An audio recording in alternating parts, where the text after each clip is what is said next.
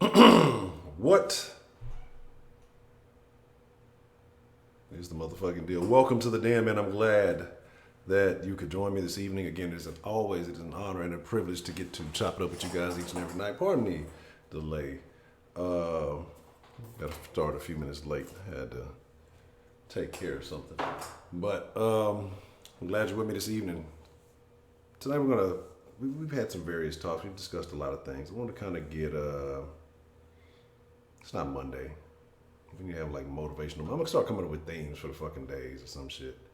Transformational Tuesday. Nah, man, be yourself, be what you want to be. But no, I want to talk about tonight challenging your identity, and that doesn't mean I identify as a jet airplane, so you gotta address me as such. I'm not talking about identity politics, nothing like that. So let's not get that confused. But we'll get to that in just a second, man. Let's make sure we get the proper protocols handled this evening.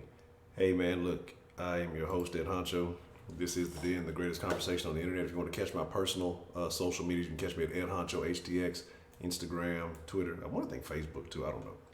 And again, if you miss any of these, all the links are in the description below. Make sure you like. If you're OG, triple OG, double OG, make sure you like the video. If you're new to this, subscribe and like the video. You got double duty.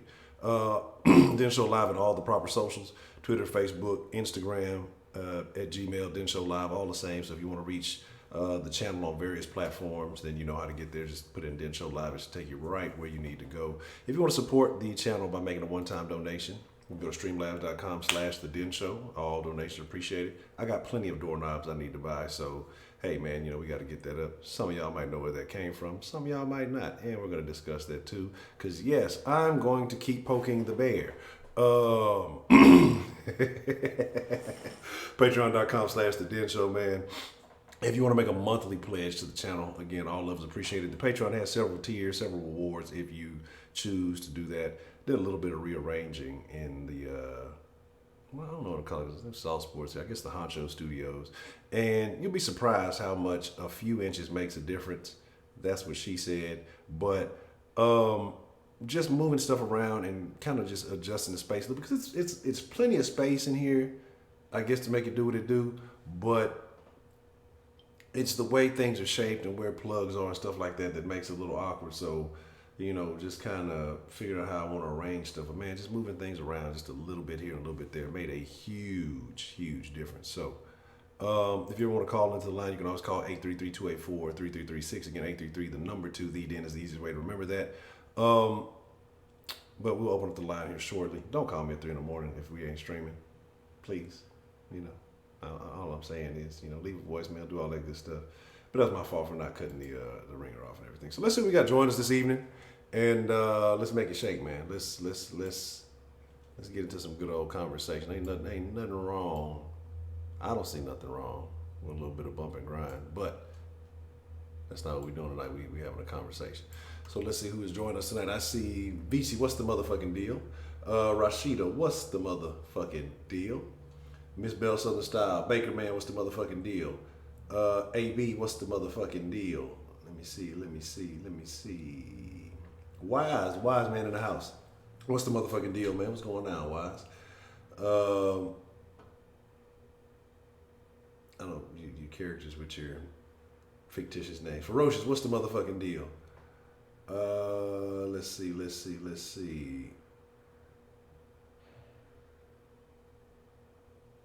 Thank you, Miss Bell. Yes, tell me that like button.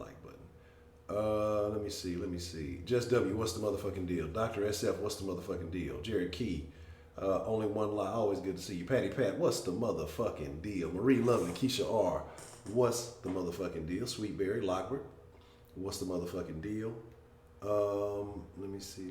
Look, if I missed you, I ain't just Rob, what's the motherfucking deal, man? I know you said you had something you wanted to speak on earlier, so I definitely will hopefully get a chance to hear that tonight. Tina, what's the motherfucking deal? And let me see. And I think that's everybody. The thing is, like, I think it's like hi, hey, hello. I think if you say what's the motherfucking deal, it should give you a what's the motherfucking deal. And then I'm trying to think. I think it's a couple other words that'll get you the automatic response. So Let's talk about it, man. And thank you to everybody who's joined this night again. But let's talk about it, man. Challenging your identity. But again, like I said, this is not about identity politics. This is not about, you know, what people identify as or trans this or trans that. What this is about is you, who you are now, and who you can and will become. So what I say about this is, Kayla Moore, what's the motherfucking deal? Welcome to the den. Hopefully you stick around and become one of the den folks. D-Love, what's the motherfucking deal? But what I mean by that is, sometimes in life we reach boundaries, or we have dreams, you know, and something stops us, some invisible force. And some people may say God or the universe or whatever it is, but a lot of times I think the things that hinder us from seeing our best of ourselves is ourself, right? And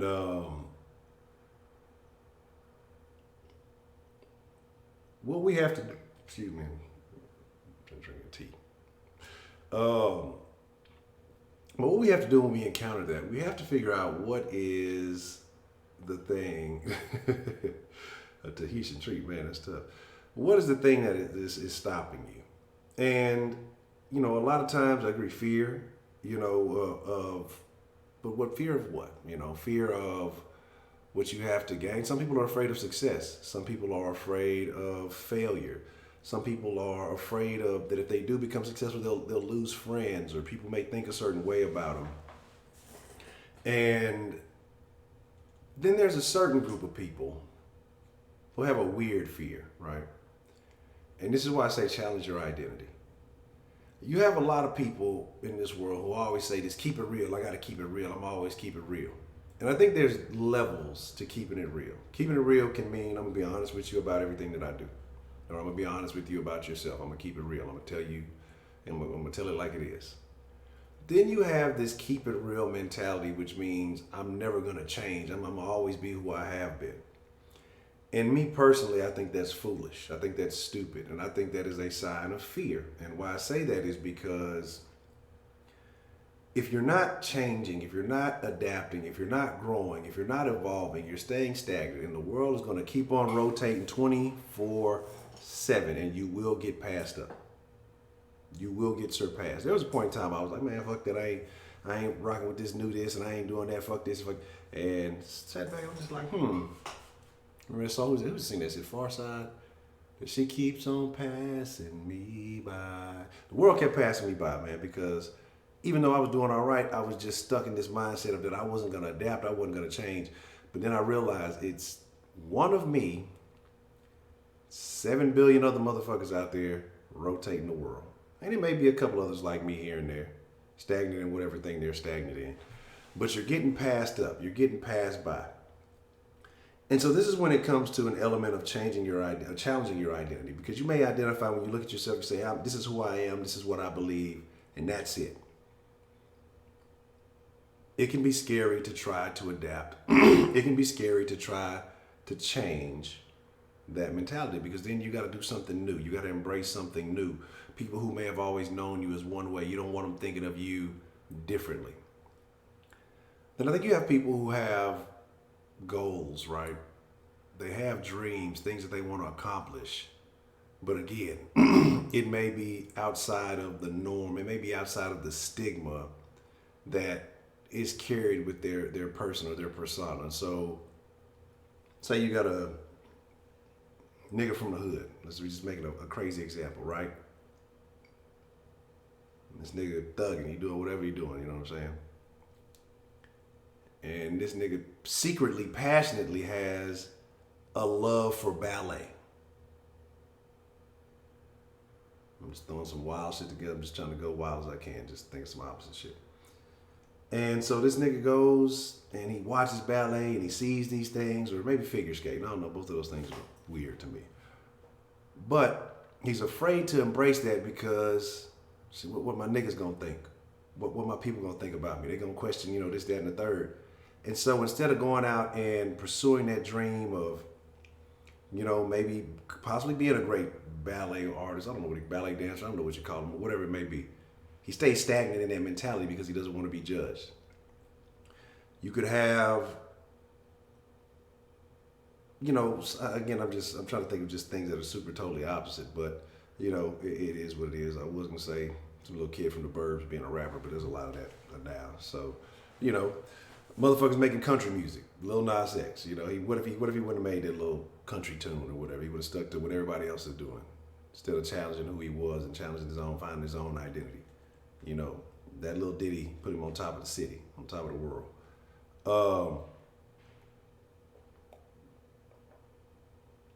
But all I'm saying is, if there are things inside of you, and hopefully not like tapeworms or some shit, but if there are things inside of you that you have dreams about, that you're passionate about, that you would love to pursue,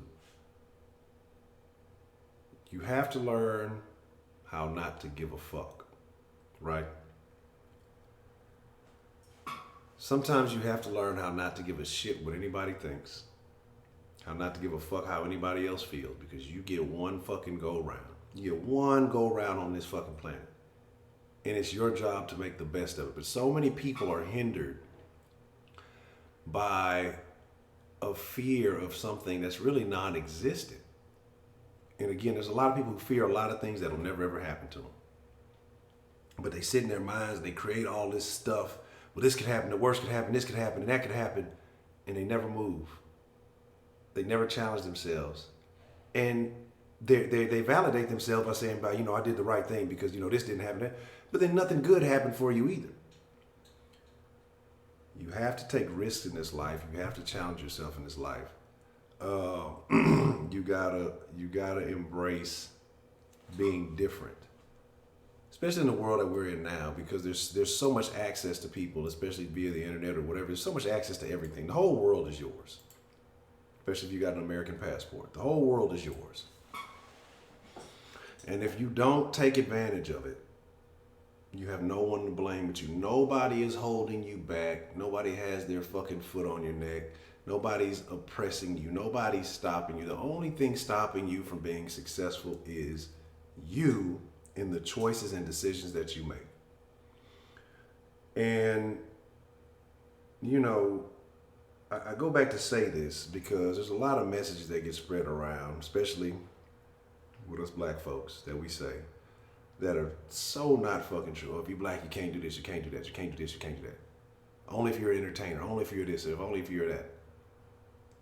The theme of the month of May is Robert Smith, right? The theme of the day is Robert Smith. What if he believed all the shit that we tell each other? What if we believe all the shit we tell each other? Oh man, you can't do this. The white man ain't gonna let you do this, or such ain't gonna do this. You can't do this because you black. This, that, and the third. What if he believed all that stuff? Right? What if Robert Smith believed all that shit that we always telling each other? I guarantee you, if that was the case, it's 400 niggas who leaving Morehouse right now, who finna struggle for the next 25, 30 years of their life, paying off loans. If one man didn't think differently. Now, it's amazing the power that has. That one man, and he's probably helped hundreds, if not thousands, along the way, because he's done a lot of good stuff, but people only know the Morehouse thing. But he's done a lot of stuff for the city of Denver, the children in Denver, and things like in Colorado. He does a lot out that way. Don't want to say that's where he's based. And now these 400 guys can go on and benefit themselves to carry that energy on either to their family, to other people, to be inspiration to others, or whatever it may be, and show them there's a different way. Hey, there's a possibility, man. There's a guy out there named such and he helped me. Don't believe this, that, and the third. And that's how the momentum changed with that message from one man. But a lot of us like to use those excuses because what does it do? What does it do? Prepaid, what's the motherfucking deal? What does it do when we handle those excuses, right? When we use those excuses, it gives us an out. And it's not just black folks, white people, Mexican people, they all have their, everybody has, excuses. It's white people who blame black people for them not being able to advance. They taking all the good jobs, and I'm not saying everything is racial. I'm just throwing out the first thoughts that come to my mind. It's just everybody has an excuse. Everybody makes some form of excuse, except successful people. Successful people have no excuses. They take everything in their own hands and they figure out a way. And so my thing, like I said, is challenging your identity is to challenge everything that you have been taught, challenge everything that you believe. Is there a way that you can prove your beliefs wrong? And if so, I mean, like legitimately try to challenge your own beliefs. And if you can prove your own beliefs wrong, then maybe it's time for one of those self-audits that we talk about a lot. I mean, to really evaluate why you believe what you believe. Evaluate your belief system. You know, we have different personalities in here. We have different thoughts. We have different backgrounds. And so we share a lot of things. And what I do enjoy is when we do have folks who get into good debates and use facts, not feelings. Because then I think people see stuff differently. But then what you'll have a lot is people who will get emotional about stuff and respond to stuff emotionally because they can't fathom, they can't process, they cannot even entertain the idea of challenging what they've believed their entire life. Shannon, I am worried about you. We had hot sauce issues, we had gumbo issues, and now we're talking about watermelon. I don't know how many slots we got on the black card, but I mean, we did punch 2 or 3 of them. But, you know, we have so many different views and different thought processes, and it kills me. And I'm almost so glad to be in the generation that I'm in. I feel like I was in the perfect generation. That 80s baby kind of era right there, right in that transitioning of all the technology, because all the 90s babies and 2000 babies depressed about everything, complained more than a little bit. Some of them early 90s kids is all right. But once you get to mid to late 90s, 2000 baby, they all ruined. You know what I'm saying? Yeah, I'm talking shit about y'all. Crack was the shit, nigga. What you talking about? No, but because it's almost like they feel almost as oppressed as, or they feel like they living in Jim Crow era. If you listen to some of them, they swear to God that they, you know, that they still in slavery and stuff. And we got some in our generation too, but I think that we saw that transition. We weren't necessarily caught up. You know, we the parents were kind of coming out of the Jim Crow age. Like I say, you know, my mom, she's born in the 50s, mid 50s. So, you know, things were transitioning around that age. You had your grandparents who could tell you some things, but we were a couple of generations out of it. We were starting to see the opportunity, and we were seeing where niggas was coming up and doing things differently and taking things in their own hands. Then you got this generation right after us, or slightly after. They feel like everything's been taken up, used up, and they can't create nothing. So they feel like they're oppressed somehow, and that somebody owes them something. I love my generation. I think it's great. But that's me throwing a little salt. That's me shooting shots. But I want to talk about some stuff tonight. This is when you open up the line tonight, this is what I want to discuss. I want to talk about challenging your identity. I want y'all to share some dreams tonight. I want y'all to share some goals tonight. I want y'all to open up this evening. When you call in, don't be afraid. We're all friends in the den. We're den folk. Might not be kinfolk, but we den folk. We damn near related.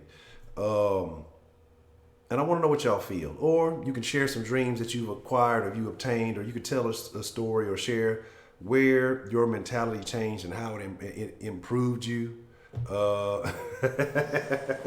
Wise man, you know you get a pass, wise man. You know you all good. You all good. You know you get the 90s voucher. You know fuel y'all. I mean, like a tiny bit of y'all is all right. But Cartier, what's the motherfucking deal? But my thing is this. I want to know how challenging yourself, challenging your identity, challenging your beliefs has improved you, can improve you, or if there's a dream that you have that you're struggling with how to get there and you just need some advice from the den folk. Because I think the den folk are always great about giving good advice. And so shout out to y'all, because I think we genuinely do care, even though we fuss and fight from time to time. But I think we genuinely do care about one another, and we all want to see each other succeed. So let's talk about that. Let's get it. Let's make it shake, man. Let's definitely Let's definitely talk about it. Let's change somebody's life tonight. Let's get somebody on the right path. I know somebody has something on their mind. Somebody wants to be in a better position than where they are, and they're trying to figure out what it is that they need to do. Or they have a dream and they're feeling some type of way about it. Let's do something positive this evening. And I know before it's all said and done, we're gonna get into some tomfoolery. It's just the dead nature. Shout out to Margaret Price. I don't know if you're listening on the live or if you just liked a different video. But the deadline is open, so there's that. Again, for those of you who may not know, and you just tuning in, I am your host, Ed Honcho. Ed Honcho HTX, Instagram and Twitter, if you want to follow on that. Make sure you like the video, subscribe. Actually, I got a whole fucking stream deck to do this. I don't ever use this fucking stream deck. I got a fucking stream deck and I never used the bitch. Like, I never fucking used the bitch. Like, I probably should do that. Oh, it's fucking update. I don't want to update that bitch right now. No. I don't wanna close that bitch. See, that's what I do actually want to use that bitch, want to update and shit. So, like, subscribe, all the proper socials. Then show live at everything. Instagram, Twitter, Facebook.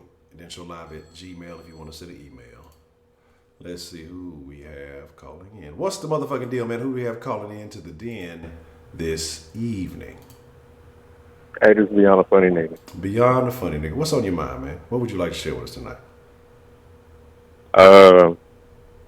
With some dreams and aspirations of mine, I've always wanted to be the center of attention, but not any type of attention, like to have some good influence and always give good positivity out to those, because me personally, I'm not going to say that I grew up with the best childhood and everything.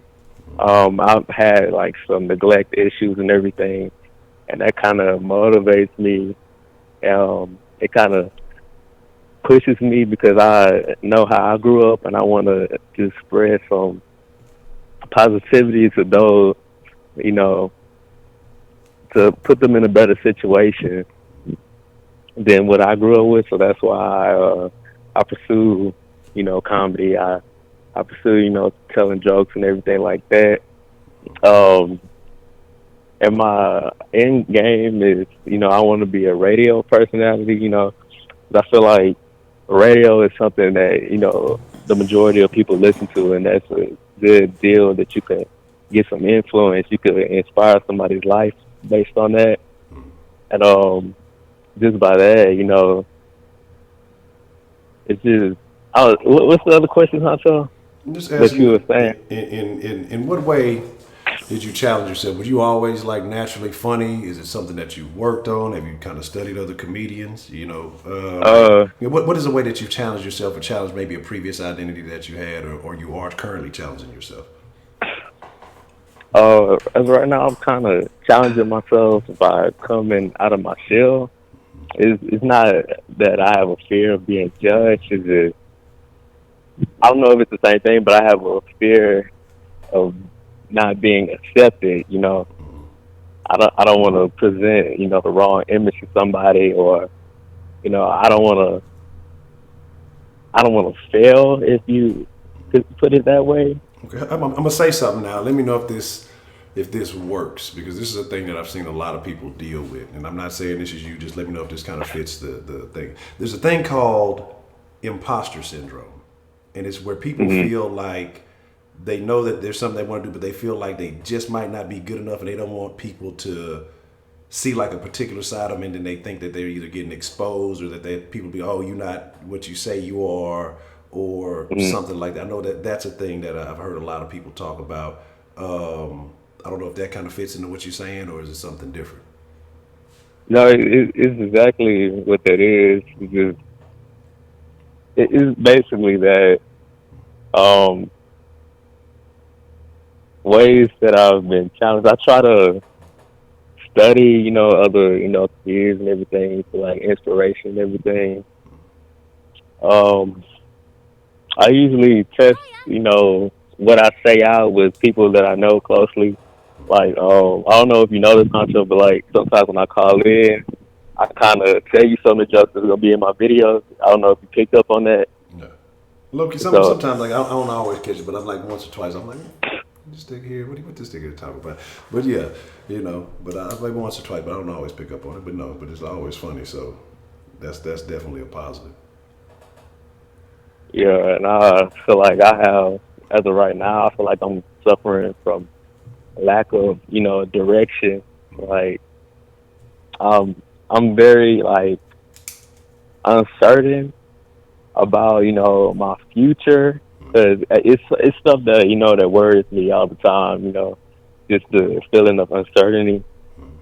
So I'm just like I'm pushing myself and everything. I'm trying to expand. I'm trying to be more interactive with others. I'm trying to connect with others so I can feel more comfortable when I present to them who I am. How about this? This is what I'm thinking here. All right. I don't know how long it's gonna take, but I got goals and dreams myself.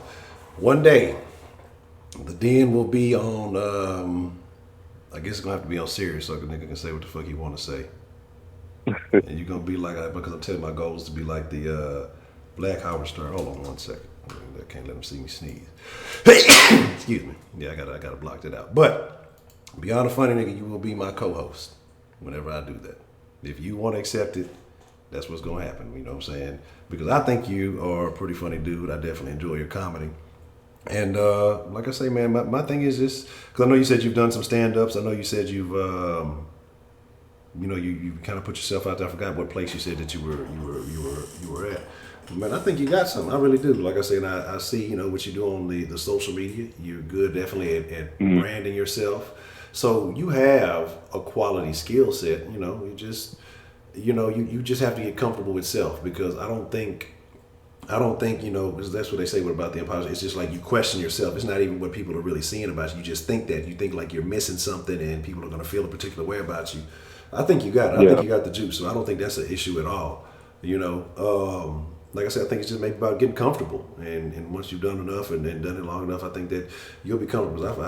Man, trust me, you had me on this motherfucker died. Like, I'll be dying every time you call in, I'll be in this bitch fucking died. So, even when I answer the phone, I see the number, I start laughing just because I think about the funny shit that you said. So, man, I think it's just, like you said, uncertainty and trying to get comfortable, man. Just keep at it, and I feel like you're going to be all right.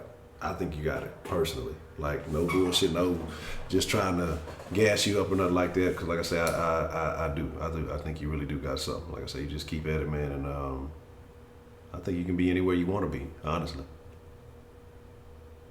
All right, thank you. And I accept. All right, well, bet that. So I got to get on my grind. Look, I got to, so that's the deal. So look, I say, so whenever we do make it to the radio, or fuck it, even if it don't go to the radio, when we get the real den set up and this thing actually start making some change, start doing something, look, if you go, Beyond will be the co-host and definitely give some comic relief, because I like corny shit. I just be saying so many things, so that way y'all stay entertained. But that's a BET, man. So we go back that shake, man. So I definitely think you got the juice, man, and just keep doing what you're doing, man. All right, thank you. I appreciate it. Already, Beyond, man. Appreciate your call, man. All right. All right.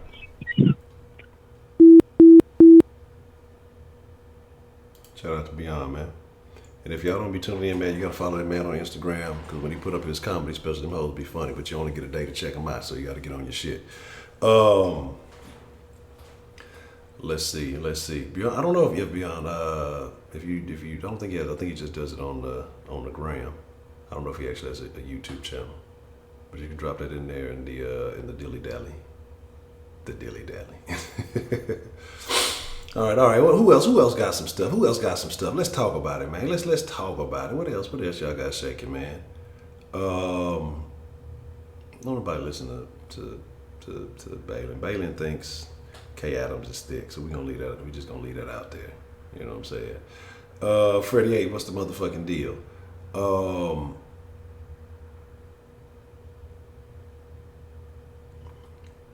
Man, that's what I'm talking about. Look like y'all in here networking, get some things going. That's what I'm talking about.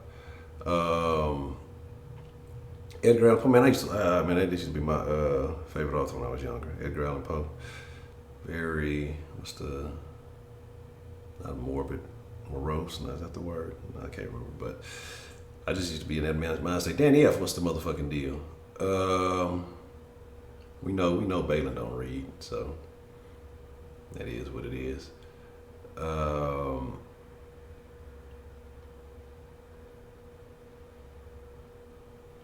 I'm trying to see what y'all got going on. Seeing what y'all all going on. See, well, that explains it, Shannon. You a '90s baby. That's why y'all a lot of you don't like the watermelon. You don't like hot sauce. You don't like. You don't eat gumbo. You ain't never had no gumbo. Heard you was talking down on chitlins. Oh man. Yeah, them '90s kids. I don't know about y'all, man. And yes, baked chicken over fried chicken. You know. The only time I had fried chicken as of late is when getting them fucking, I ain't gonna lie, it's been a couple of weeks though. Slide by Popeyes and you get that fucking spicy chicken. So that bitch is great. I don't give a fuck what y'all think about me. I think give a fuck what y'all think about Popeyes. That bitch is fucking great, nigga. That is a super fucking sandwich. That bitch like $4 and some change, the greatest fucking chicken sandwich in the game. Fuck what y'all heard. What's the motherfucking deal, man? Who we got calling into the den this evening? Professor Trill, what's up, Honcho? What's the motherfucking deal, Professor Trill, man? What's on your mind this evening? How the fuck you gonna choose that nigga to be your co-host instead of me? Goddamn right. Fuck that. I'm funnier than that nigga. That nigga ain't funny, goddamn. I don't know, J. Dill. I don't know if I can pry you from the road, man. You know, you a road warrior. You might be getting sitting up in the studio, man. This shit boring in the bitch, man. I need some action, you know. Shit, I don't know, man. But hey, look, we can have some with you. That nigga is panel, funny man. Though. That nigga stories, bro. Oh my nigga. That's what I'm telling y'all. Like, hey, wait a minute. Is he the one that was dancing, battling the little girl? Is that the same? No, that was AB. AB was battling the little girl. That boy, I was gonna say, oh man, AB a fool too. AB's a goddamn fool. But yeah, that's crazy. But I just called in since nobody else calling in. Goddamn, I don't even really know what the conversation is about. Mm-hmm. But because I caught it a little late. But so what's going on now? So we talking about challenging your identity, and that means, you know, basically not giving a fuck about what people think about you. If you have a dream or something that you would like to pursue, and how many people are really they don't go out and achieve stuff because they are more concerned with other people to think about them. The example I gave is just random, but like say if say it's a nigga in the hood, you know, he in the streets or whatever, but this nigga secretly got a passion to be a ballet dancer or some shit, and you know, because it would ruin his image if he was to do something like, so it keeps him, so he secretly loves this thing but never does it, like, or what else I was saying, and then I was talking about having these false beliefs, you know, that we get attached to our identity, and I was saying it's using this especially as black folks, when people say, oh, well, you know, you can't do this because of all these things that are holding us back. But then I say, well, look at the example of a guy like Robert Smith, you know, and if he would have believed that shit, then there's 400 men in Morehouse who wouldn't be, you know, student loan debt free right now, and they still be struggling with, you know, this, that, and the third. If he'd have listened to that bullshit saying that he can't be successful, or he can't be a billionaire, he can't be wealthy because he's black, or that only entertainers and athletes make it, because you know the same stigma we push around a lot, especially in the black community. So I'm just talking about challenging those beliefs, challenging the identity that you have, stepping out of who you are now to achieve the greatest possible you, or the dreams that you have in life. Well, I guess I called in on the wrong den, because I'm not that nigga. Like, I used to care back in the gap. Now I don't give a fuck. And when I say I don't give a fuck, I truly, truly mean that. Yeah. I care less what another motherfucker think. I'm going to do me, and I guess I'm just more comfortable with who I am. I figured out who I am, what I'm about, and what I'm going to stand for, and what I'm not going to stand for, and that's just it. Okay, well, since you might be the perfect caller then, because, so, what did you do? You said that back in the gap you used to care, and then something changed. Well, what was it that changed? Well, because I just found out people are fucked up, and a lot of them who you try to place value on their opinion don't give a fuck about you. Yeah. You know what I'm saying? So once I started realizing how fake motherfuckers was, I'm like, you know what? Why the fuck would I need to look to them for validation? I can look for my goddamn self. I don't need to validate nobody but me. Long as I'm cool with it, I'm straight. So I really stop caring. I stay in my lane. And I still get, appreciation from other people from the shit that I do, but people respect me more because I'm that way. Because I choose to be different than everybody else. I'm not a follower. You know what I'm saying? I blaze my own path. So, and niggas fuck with me because of it. Okay. Okay. So more so, you evaluated yourself and then kind of evaluated the quality of the company that you was keeping, and realized that it was more value and appreciating what you wanted and what you wanted to think, as opposed to, trying to please somebody else, or give a fuck how they felt about Exactly. what you were doing. Okay. Exactly. Because some people in my situations, they might be uncomfortable, but me, I'm not. Because I understand what it is I'm doing, and I'm working towards something. And I don't have to explain it to everybody else what I'm doing and the way I'm doing it. I really don't care if they approve or not. You know what I'm saying? This is my life. I'm gonna do me.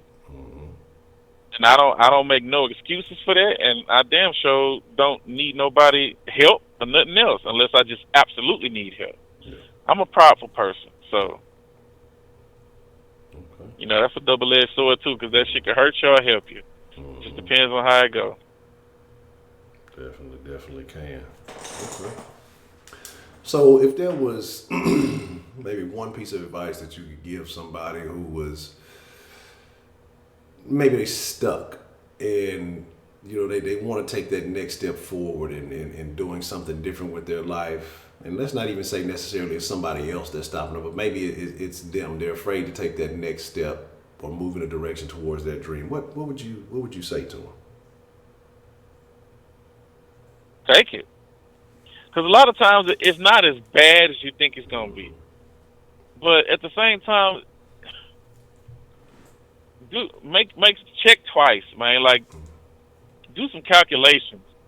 Kind of simulate it in your mind. Like try to see the pitfalls as best as you can, and just make the best educated guess. And sometimes, like you just got to take that leap of faith, man. It really depends on what it is you're doing and how risky it is. Like, will it, like, if this is your one and only chance, or will you have multiple chances at multiple bites at the apple? It really just depends. But you got to assess the situation. How hard is it going to be to accomplish this goal? Is this something that somebody's ever done before? You know what I'm saying? It's a lot of variables. It really is. But you have to be comfortable with it. Don't have no regrets. Just go on out and do it. If you're gonna do it and you know you only got one shot, fuck it. Let it all hang out. Yeah. Dragging us on the concrete. Facts. You know what I'm saying? Don't let nobody else talk you out the shit. If you feel that it's your time and you just feel it in your bones, man, trust your instincts. Yeah. I agree. I agree. So wait, hold on, Shannon. So you eat chili now? Man, me and Shannon gonna fight. Don't fuck with how you eat chilies and don't fuck with hot sauce. Say what? Because I was getting Oh, wait a minute. She the same one that don't fuck with watermelon? yeah, don't fuck with watermelon. Ain't never ate gumbo. Don't fuck with hot sauce. But love Never chilies. had. Where she from? Ain't never had gumbo. Somewhere up in the wrong region.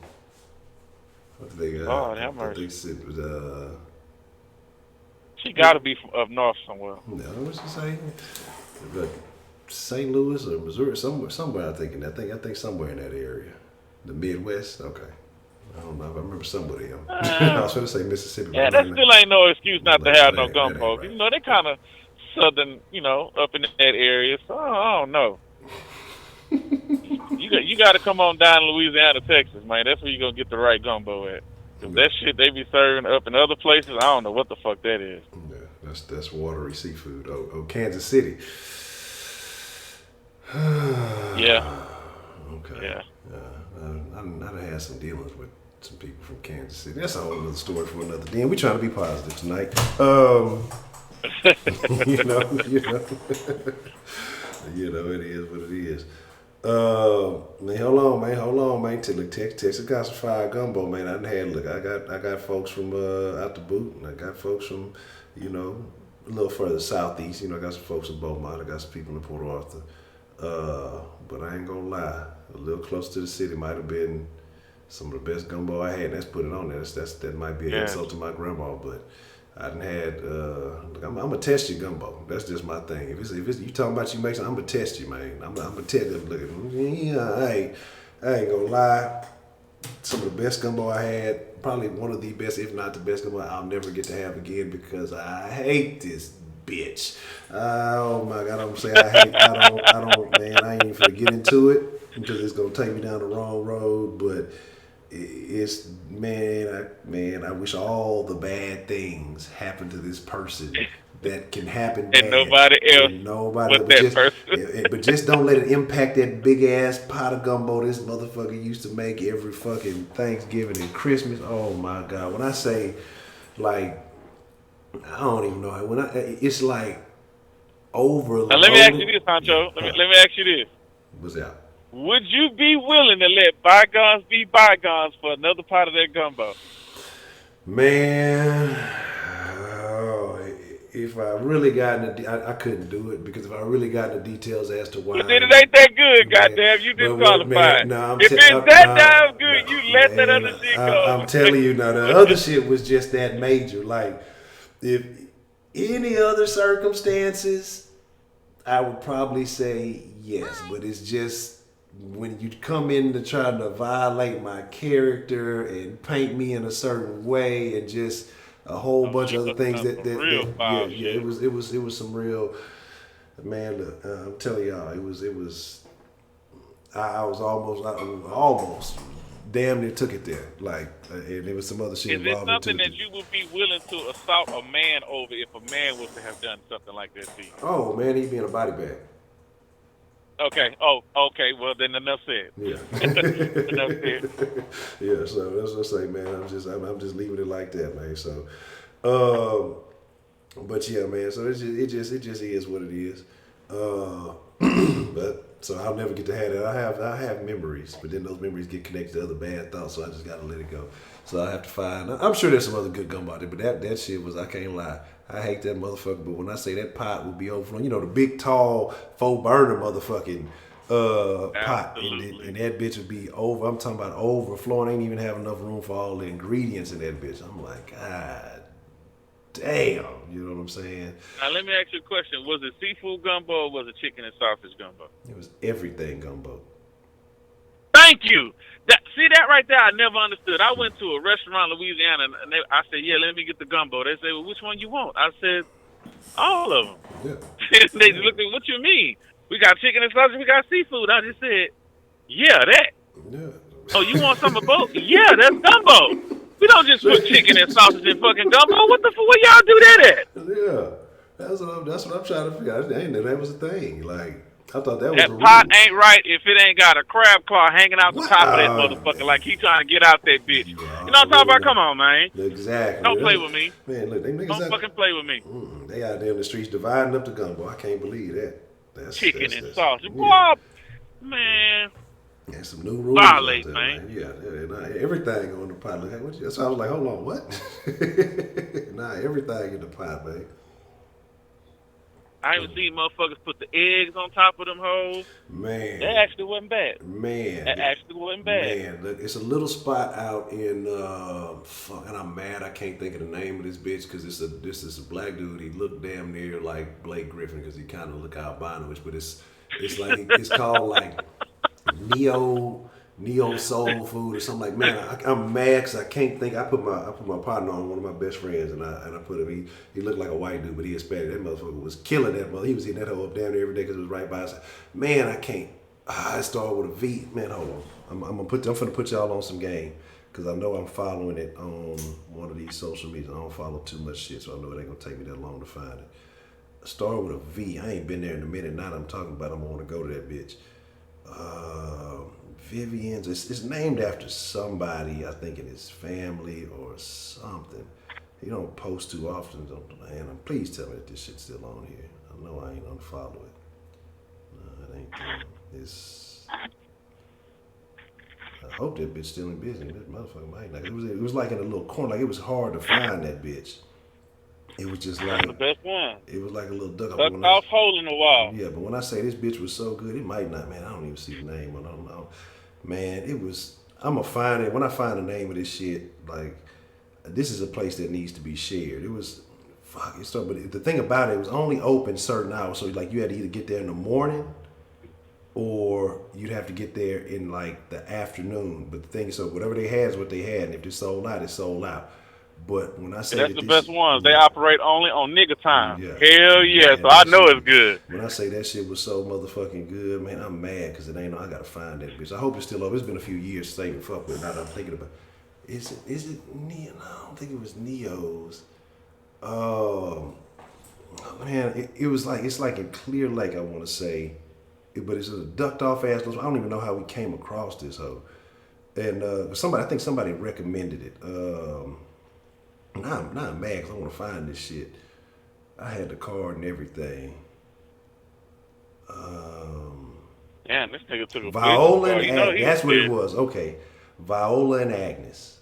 Yeah. Neo Soul Cafe. Oh, okay. Viola and Agnes. This bitch is on Upper Bay Road. So, Now Viola sound like a yeah, old Negro name. because he said he got it from his Agnes not people. so much. Yeah, he said he got it from his people. I guess it was his I don't know if his mom's recipe or whoever, but Viola and Agnes, Neo Soul Cafe. Now if it was Viola and Thelma, I'd have been dead off in that Yeah, motherfucker. the hours is from 11 to 2 and then 5 to 8. So you can only get it at them. So when I say the food is A1, A+1, like look, I'm I don't just be out there really catering for no man. Look, now I don't want to go to that bitch now. I'm like, I might have to fuck off. Damn. I'm not thinking about it, but yeah, I had an egg in that bitch. And that was the first time I ever had the egg Yeah, in that that shit bitch. good. And I was Yeah. just like, man, I was looking at it like, what the fuck is going on right there? I'm like, man, this shit's so motherfucking good. Like, yeah, The egg get that little flavor. bit Viola and Agnes, man. Yeah, if you ever in the like the Clear Lake area, Upper Bay Road, man, I recommend it's even if you're on the other side of town, it's worth the drive. Make sure you get there early because motherfuckers gonna be waiting outside. They gonna be look, it's man, that shit is hitting. Like I'm talking about that shit is the shit. Somebody asked what was the place in Louisiana that you went to. Tina, appreciate you coming through. You have a good evening.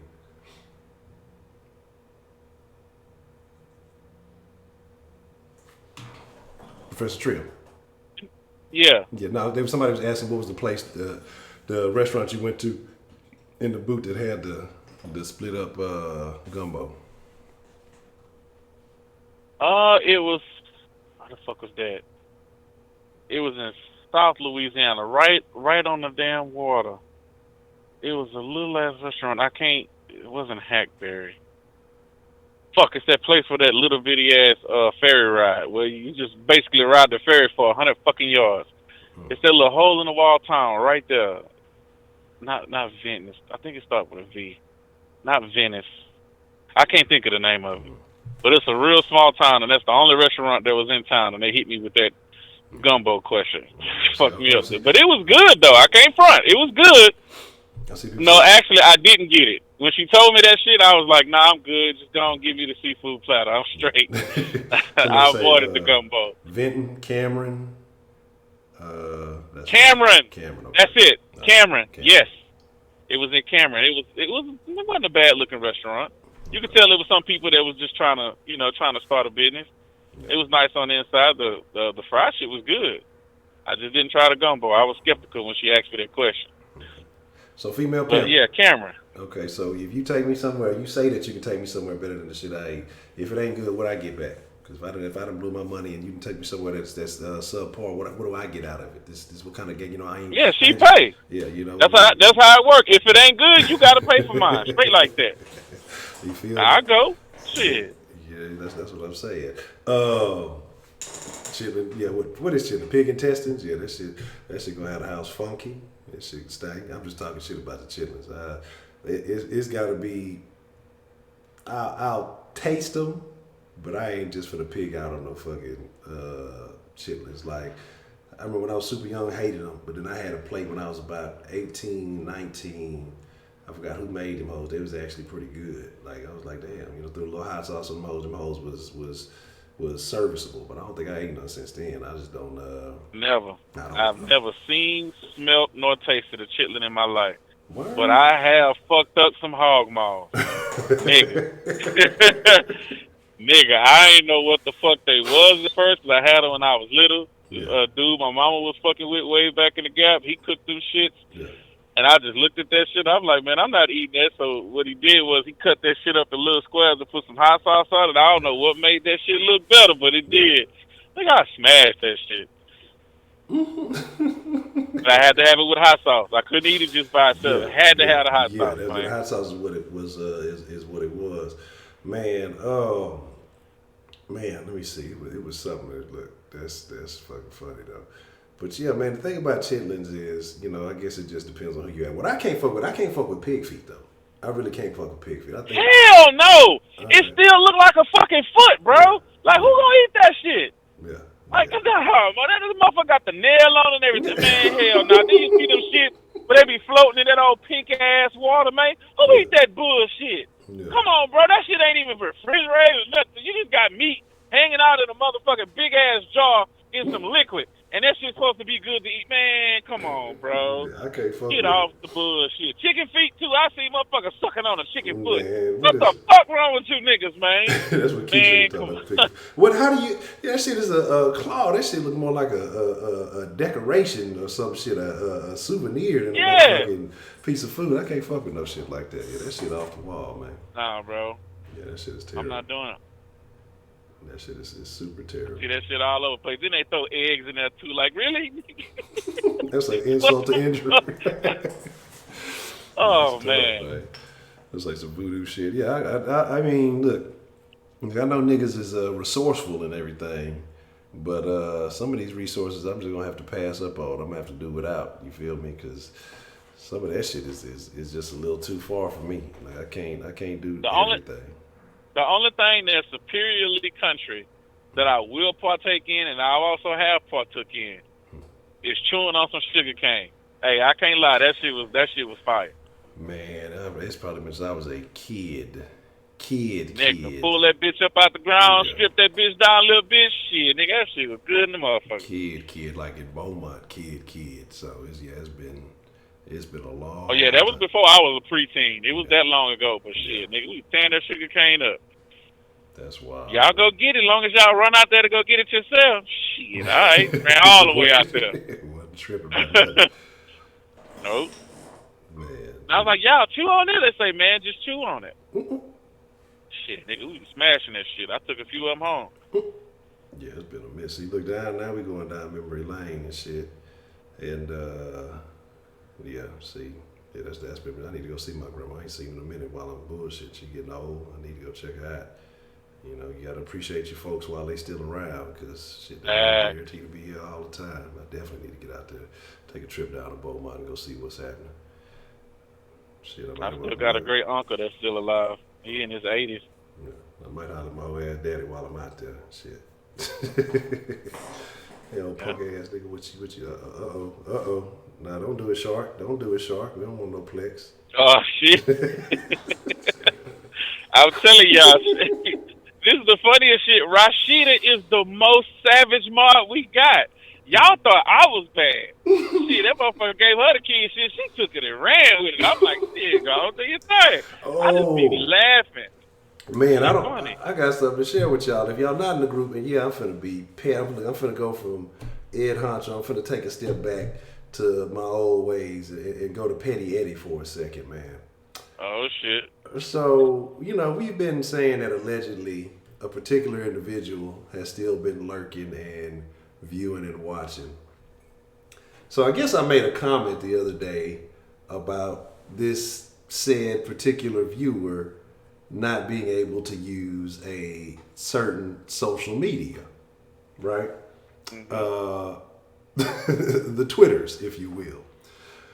Man, so tell me why I hadn't checked, because my account was locked up for a couple of days, and then I hadn't really checked it for like a day. I got on that motherfucker today, and I received a message. I wasn't tagged in. I don't know if I was tagged. I can't remember if it was, but it was sent to me. So I guess I was tagged in it, informing me that particular individual indeed did know how to use Twitters. But the funny thing about this is that is the single sole message on that account, and that message was made, or that account was made this month, which means they don't tell you the exact day. It just tells you this month. So which lets you know if it was made after that comment was made. So yes, and I thank that individual for continuing to watch. You may send a dislike, but we still appreciate the view. So if you're out there watching right now, hey, how you doing? You know, hope everything is well. You know, but so do you think that particular individual was responsible for you not being able to access your account for a while? no, because like I said, I don't know what happened with that. I don't, and usually they give you a message because again, like I I mean, said, the timing just happened to fit, though. yeah, I mean, I'm just saying. it was a little bit of a gap in between, but I don't really say nothing on that account to where it should have been. They said it was the Twitter said it was suspicious activity. You know, it wasn't anything necessarily that I said. I didn't get any warning, like, you know, because there's a particular character on the other streams, the Saw streams, who likes to send people to Twitter jail when they get on his ass. So that but those people who have been going to Twitter, they get a message telling them what they did or what they got to delete or whatever. I didn't get anything like that. You know what I'm saying? So, you know, it is what it is, man. But I just found that to be humorous because, you know, we was cracking jokes and the fact that the joke was affirmed. Hey, you know, lets me know. Look, even when you're mad, you still watch. You must be doing something right? I mean, you must be doing something right. I don't Yep. I agree. Either that or you don't know what you got till it's gone. Yeah, straight up, babe. So, you know, it is what it is. Yeah, that's what I say. Yeah, Twitter is full of drama. All I do is retweet. Usually it's a few little statements. Usually I can retweet positive stuff, and then it may be 2 or 3 issues. Man, if y'all are on Twitter, man, Curtis Schoon is a great follow. Now, y'all may not always agree with what he say, but that man is on point and very good follow. So, yeah, I can't do no Twitter, man. Oh, that bitch toxic than a motherfucker. That should have had you mad, especially you, because you're a person who like to address issues. Like, you got to develop a sense. Absolutely. You got to be like, man. I'm just gonna I'm not even finna get on, because it'd be people I don't even know, and I'd be ready to get on their ass, and I'd just be like, you know what is gonna be my end game from this? What am I going to gain from engaging this conversation with this fucking idiot? And it's just like, nothing. Let me just let it go. Let me just move on. And then 3 seconds later, you keep scrolling down, you come across another, you just like, God damn, you know, and then it's time to get off the motherfucking, it's time to get off the app, because this shit'll have you, motherfuckers just say some of the most outrageous shit, like, and hiding behind these fake ass avatars, they'll just say some of the most outrageous, disrespectful shit, and because they can't argue, because they can't justify their beliefs, so they get mad and start trying to just undermine you by insulting you and all this stuff. I just laugh at the shit. It gets to a point where it's just like, man, fuck all that. I ain't even tripping. But yeah, that shit there is wild, man. Okay. But what about these new age names though? Because I was just thinking about the name of that restaurant you said, and I was making fun because of, you know, the older style names. These new names nowadays is fucking crazy. Some of this shit, like, when you just look at the spelling of this shit, and you just like, no, the fuck your mama didn't do that to you. Like, what's wrong with them, Honcho? Man, people ain't right. Man, and because I was, you know, and I guess I'm being fucked up about it a little bit, but not really. But I was looking at the name of the transgender that just died, and I know that wasn't a birth name. That was some name that was given later on. But the name is supposed to be Malaysia, right? Like the country. But you spelling it M-U-H, like Malaysia. like I'm just like, Malaysia, like, not Malaysia, but Malaysia. Like, what the fuck is going on, man? Like, why are they, what is going on? But it's just some of these names, like, and I used to think it was some names in the 90s, you know, you'd be like, oh, damn, what kind of names? But it's getting worse. Like, this shit ain't Afrocentric. It's just dumb. It's just like, it's just some names that are just dumb. They're terrible. You know, but I don't know, man. I don't feel enough. There's this chick that I met probably about a year or 2 ago, and I found out that she was going by I think everybody just called her D, but her real name was Champion Neek. What? Bro, I'm like, say what? And she was like, yeah. they thought that I was a boy, so they was gonna call me Champion. That's what my dad wanted to name me, but when they found out I was a girl, they added the Eek part. So her real name is Champion Neek. Champion Neek D something. Like her middle name start with a D, so that's how she just go by D or DD. Wow. I was like, Lord have mercy. Wow. They wouldn't let the champion go. Like, okay, you got a whole little girl here, man. You gonna name her Champion Neek? Yeah, that's. Oh, that's so tacky. I hope she become a track star or something. I mean, god damn, like that's tough, man. Like it's like sometimes you one of these parents, like as soon as they have a kid, they look at it like, oh, this is a precious bundle of joy. How can I ruin this life from this point forward immediately? Let me give it a terrible last name. And they like, obviously motherfuckers did not plan ahead at all, especially if you ain't know you was having a girl, you figured you was having a boy, and then it turned out being you ain't have a backup name, you know, like. Something. No, worries only 500 to change your name? Shit. I'm gonna go do some old look. I'm gonna go give me some old ghetto shit. When I get old, like when I'm old and I know I ain't got too much time left, I'm gonna go get my name changed to some dumb shit. Just because. Just to do it. But yeah, man. You said when you name, what happened to the good old days when you used to name your kids after cars? At least they were spelled properly. Shit, some people didn't even spell them hoes properly. Oh God. Or alcohol. It was cars or alcohol. I got a little cousin. Her name is Alizé, and her name is spelled so fucked up. I just looked at my auntie like, why? Well, that was my favorite drink. I'm like, really? Yeah, that's how I had her ass. I was on that Alizé. I'm like, get the fuck out of here. Man. That's crazy. That's crazy. And they want to add all these motherfucking apostrophes. Whoa. And then get mad at you because you don't know how to spell the shit. Motherfucker, come on, man. Because I got a cousin named Janaya, and it's got an apostrophe in it. Yeah. The fuck am I supposed to know where it's at? So Prepaid said it was somebody. So Lil Jordan, like the Lil was the part of his name. Lil Jordan. Seriously? Wow. The one for the Saints? So that wasn't like a nickname? Lil Jordan Humphrey. That's terrible. Oh my God. You know what I hate though? Well, you know what I hate? I hate the lazy motherfuckers, right? I hate these lazy motherfuckers who just take a regular name and they're not really that creative.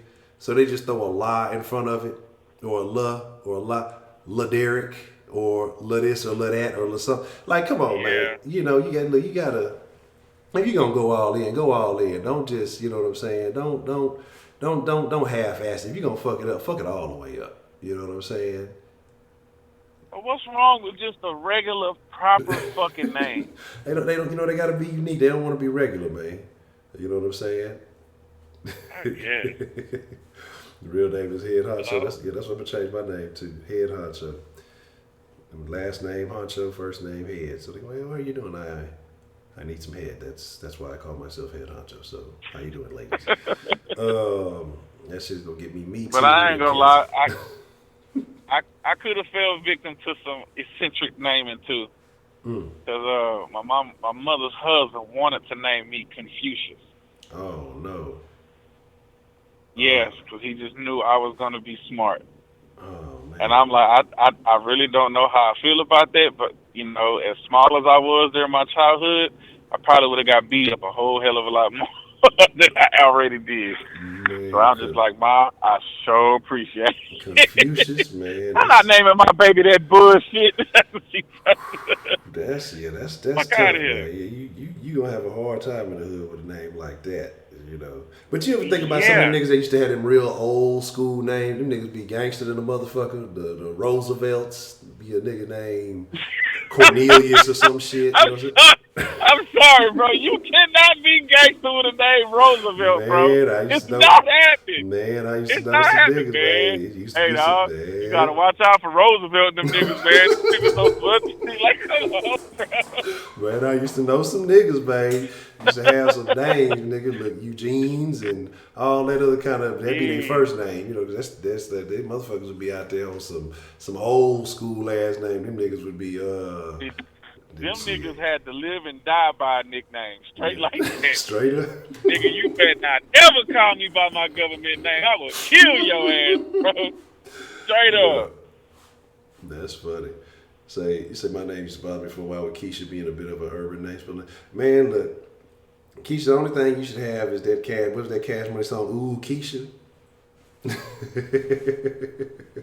Yeah, that's it. Cause that was that may have suited a few Keishas I know or have known throughout my day. I'm not saying that applies to you, you know, but yeah, I remember that shit. I forgot what album that was on. That Ooh Keisha. But I know you didn't listen to it a time or two, so I ain't gonna air you out there like that because you know your name and people are like that. They gonna listen to some shit with their name in it. But yeah, man, yeah, that shit there was very intriguing. Josephine. That's a throwback. Motherfuckers don't name their kid Josephine no more. Nah. Everybody know about that bunny hop though. Oh yeah, man. Look, that's what I'm telling you. That's when music was good. That's the only kind of dance as well. When the crunk music was in, I used to be on the dance floor pushing niggas around. That's when the nigga was a little bit more, you know, swole. You know, I was a little bit more intimidated. I'm too old for that shit. Now my joints hurt and shit. Look, nigga was ready to fight back then. But yeah, with the bunny hop, that Josephine Johnny, that hot boy Ronald, it was a couple other Butterfly. Yeah, the butterfly. Yeah. I was butterflying on the mode too. The Tootsie Roll, all that shit. I don't dance for shit now, but I was butterflying on that ass. Shit. Goddamn right. What was that other one that come on, ride the train? Niggas was be on that shit. And then, wow. The one that I ain't thought about that song in forever. Yeah, that shit was some throwback. The one that everybody did was and still doing. This motherfucker still doing that. That fucking cha-cha now, y'all. I hate that fucking song now so much. That cha-cha slide. Yeah, that shit. I heard that shit so many times in my life. And motherfuckers still be milking the fuck out that hoe though. I ain't never do that. That was too much. I didn't like them line dances. Gertrude. Oh man. That wasn't for me. Yeah, that shit. There was a couple other little dancing niggas used to be just on some crazy shit, man. Say the Smurf, yeah. Look, I ain't do no Smurfing. Smurf, yeah, I ain't do that either. I don't even remember that. No. Let me That's see. probably a real throwback. Yeah, y'all talking about electric slides and shit. Yeah, cool. Yeah, okay, electric slide. That's some family reunion shit. Like, come on, bro. Look, hey, I'm gonna sit this one out. But yeah, man, like I say, it used to definitely be some off the wall shit going on. I'm sorry, look, I don't want no plex rush. Don't pull up on me. I don't want no smoke. I don't want no beef. You know, I'm just trying to be a good host. That's all. Let me tell y'all some shit that depressed the fuck out of me. What's that? About a month ago. You know, we had a little family get together in Louisiana because that's where my people originally from. So my little cousins wanted me to go over there to the playground with them and watch them, you know. You know, they're young girls. So they get on the swing, right? And they looking at me, they say, push me. And I look at them, I say, for what? So I can swing. I'm like, wait a minute. You don't know how to swing? And they was like, well, yeah, if somebody's pushing me. No. I said, no, you don't know how to swing by yourself. They said, no. I said, come here. Bring your ass here. I took both of them all the way back to their mamas. Why in the fuck don't these kids know how to swing? Wow. You don't know how to. Their own mamas didn't know that their kids didn't know how to swing. So we had to bring them back over to the park and teach these girls how to swing. I'm like, do y'all even know how to hopscotch? No. I said, shit, I know how to hopscotch. Because I used to wait till the girls draw all the shit, and then the niggas would jump in and fuck all the chalk up. Hell yeah. Come on, bro. Come on, Honcho. I know you did that shit too. Yeah. They be over there jumping and shit, and we just jump behind them and fuck everything up. Yeah. Man, come on, bro. Y'all don't know how to hopscotch and none of that. Man, get out of here. Jump rope. Can you hula hoop? What's a hula hoop? I was done. I was so done. Speaking of double dutch, somebody put double dutch in there. I'm laughing because you sent me that video, old gal. Oh, hell no. In the I bikini. could never do that. I'm old gal in the bikini doing whatever you call that. You know what I'm saying? That dance, that little hops. She looked like she was hopscotching or whatever the fuck she had going on. But like shortly after that, I don't know if it was a timeline or whatever, but it was a video of another chick, and then she hopped in a little double dutch session. She started walking on them in the double dutch. I was like, oh, that's gay. Now that shit was playing because she was She got that bitch and started killing it. That double dutch shit, like they have real live double dutch competition. Motherfuckers be flipping in and out of them hoes, and man, that shit there is that shit. I give them point, but that shit is live. They better than me. I ain't that into it. You know, we used to have to do that shit in PE and shit, but yeah, motherfuckers used to motherfucking me. These kids don't know how to do none of that no more. None of it. Ain't even never seen it done. Yeah. I'm like, man, we used to have fun like a motherfucker outside. Y'all tripping. Yeah. Now you gotta push the A button to jump in the double dutch. You timing the A button. It ain't no. Click the right thumbstick. Yeah. L2. Get the fuck out of here. Straight up, man. Straight up. No. Oh, you was a bad girl. You gotta prove it. If you can't prove it, you know what's the saying on the internet? Pics or it didn't happen. You know what I'm saying? You know, everybody used to be a champion. You got no pictures. I don't believe it. Let me see. Pogo stick. Oh man, a pogo stick. That's some throwback shit. A pogo stick. I never had one of them. I ain't never owned. We used to have them hoes in PE though. You know what I'm saying? And them hoes used to be. Them hoes used to go fed. You know what else used to go hard in PE? Them stupid ass balls with the handle. I used to have them hoes. We didn't have that shit either. They wouldn't give us none of that shit because they was afraid we was gonna use it as a weapon. We couldn't get no shit like that, bro. Y'all ain't even had the little scooters, the little no. like a plate of tray with the wheels on them. Oh man.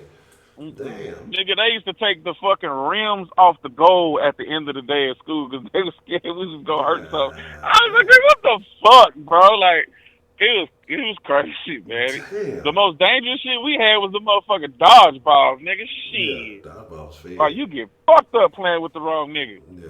Oh, tetherball was loud too. I see somebody say, oh, Heidi said tetherball. Anybody else? Somebody else say tetherball, so I can give somebody else credit besides Heidi for saying tetherball. I never understood the point of that shit. It's a ball on a rope connected to a pole. What the fuck you supposed to do with that? You supposed to knock it all the way around. You supposed to wrap it all the way around in whatever direction you going before your opponent knock it all the way around your way. And tetherball would be intense inhibition. Don't let because the thing about it is you want to hit that hole as hard as you can so that bitch got some momentum going, some velocity, or motherfucker be afraid to jump in and try to hit that bitch. Or if a nigga missed time, that motherfucker fuck around and get his face hit by that hole or something. Like tetherball there was some tetherball wars going on. That shit was live. Like, and then that hole be just about to get ready. You catch that hole right at the end and get that hole going back the other direction. Tetherball was fed, man. You know why I used to love dodgeball so much? Because that was the only thing that we could play where the boys and the girls played together. We used to tag the shit out of them girls, especially the ones that had the attitudes and shit. Oh yeah, bitch, that's your ass on Friday. Every bitch knew you talked all that shit through the week, but on Friday you had to come see us, man. Oh man, that shit was so goddamn funny. You used to bing that bitch in the back of the head. Yeah. She'd already be out. You hit that bitch anyway. Oh yeah, she done done something, bro. Oh shit. Oh man, I can't tell you how many girls used to go to the fucking coach crying and shit. Yeah. He hit me again. I was already out. No, you wouldn't. I ain't see that. Yeah, you know how I'm supposed to know. Man, did y'all have cargo nets? And had what? Did y'all have cargo nets? Hell no. What? Damn. No, we did have a rope. Okay, I was about to say the rope. We did have it, but that was it. And they took that motherfucker down at the end of the day. Damn. They wouldn't let us have shit. Yeah, they wouldn't let us have shit, bro. No, because it was, quite a bit of violence at the school. Yeah. You know, shit happens. Yeah, motherfuckers was getting their ass beat on the daily, and I was one of them. Damn. I'll admit it. That's fucked up, man. That parachute was live. You have to lift the parachute up and slide up. Man, that parachute was fed. Yeah, I remember that. Prepaid was parachute. Yeah, it's like that'll be like a big colored parachute. You everybody kind of like grab a little piece of it. And you kind of be like in a circle, and then everybody would lift that hoe up and then slide up under it and pull it down, and you got like a bunch of air. Oh, okay, I remember that. Yeah. And the monkey bars. Yeah, monkey bars. That was fun. Yeah. You don't even hardly see them on the playground no more, though. Yeah, no. I mean, it ain't nothing. They have sliding the merry-go-round. Hey, that merry-go-round was the most dangerous shit ever. Bro. That That shit was stupid dangerous. That Fuck shit used to get no. me fucked. I You used gonna to get do on this in him, that bitch. man? Hell no. Too many of y'all niggas. Yeah, niggas gonna try to spill the fuck out there. They gonna fuck you up. I remember being fucking around, I ended up getting like 4 fights that day. Fucking around, but start off with that merry-go-round and went to go visit my cousins them in their apartments. And then also the motherfucking dangerous motherfuckers, the one that want to hang on the outside. Yeah. When you get scared, you just go to the middle. But if you on the outside, nigga, you about to get the business. Straight up, we get the fastest and strongest motherfucker. The fast dude to just run around with that bitch, and the strongest just keep hitting that bar, hitting that bar. Wait, trying to make somebody throw up. That's all we try to do. Try to make niggas throw up. You get out that bitch, you all dizzy and shit, falling all over the place. Everybody laughing at you. Got grass stains all on your clothes and shit. Yeah, I remember them days. A lice check. I don't ever remember having to go through no shit like that. So niggas always got to the games first when they did that whole ass lice check. I don't ever remember no shit like that. I don't know. I remember motherfuckers They having ain't lice have and not jungle being. gyms no more. That's Remember funny. jungle gyms, nigga? Yeah. Jungle Not that gym? no more. Yeah. We used to be all in random pipes in this big ass pile, and you just climb your way through that hole to get to the top. Yeah, jungle gym. Yeah, Ain't got that no more. every now and then I see one. It's been a minute though since I have seen one, so I can't. I ain't seen one in a long time. And say you went to a Boston bicycle. Okay, that's what it is. Say jungle gym canceled. Motherfuckers get in that jungle gym and get lost. Oh, I just saw him get on the jungle gym, and I haven't seen him since. You know what I'm saying? All people suing the schools for jungle. Damn. See, but I think shit like that is necessary. That we talking about fears and all that other good stuff. That type of shit is necessary for kids to experience at a young age. To know, especially getting hurt and getting fucked up, and then knowing that you can bounce back. Because we try to shelter the fucking kids so much from everything. That's why I think so many people now, especially these younger generations, are afraid of doing shit.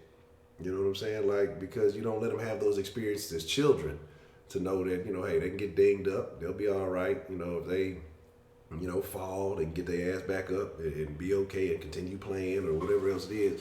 Now it's anytime they bump themselves, they walk into a wall or barely graze their shoulder on something, parents coming on, you okay? Is everything all right? And they know that's going to get them some attention, so then they start bawling and crying and fucking, all that other shit that starts happening, and now they don't want to do shit, so now they expect somebody to console them every way, every step of the way. And some motherfuckers don't have that level of independence, you know what I mean? And so, this is craziness. Like the other day, the little one was walking Scotty.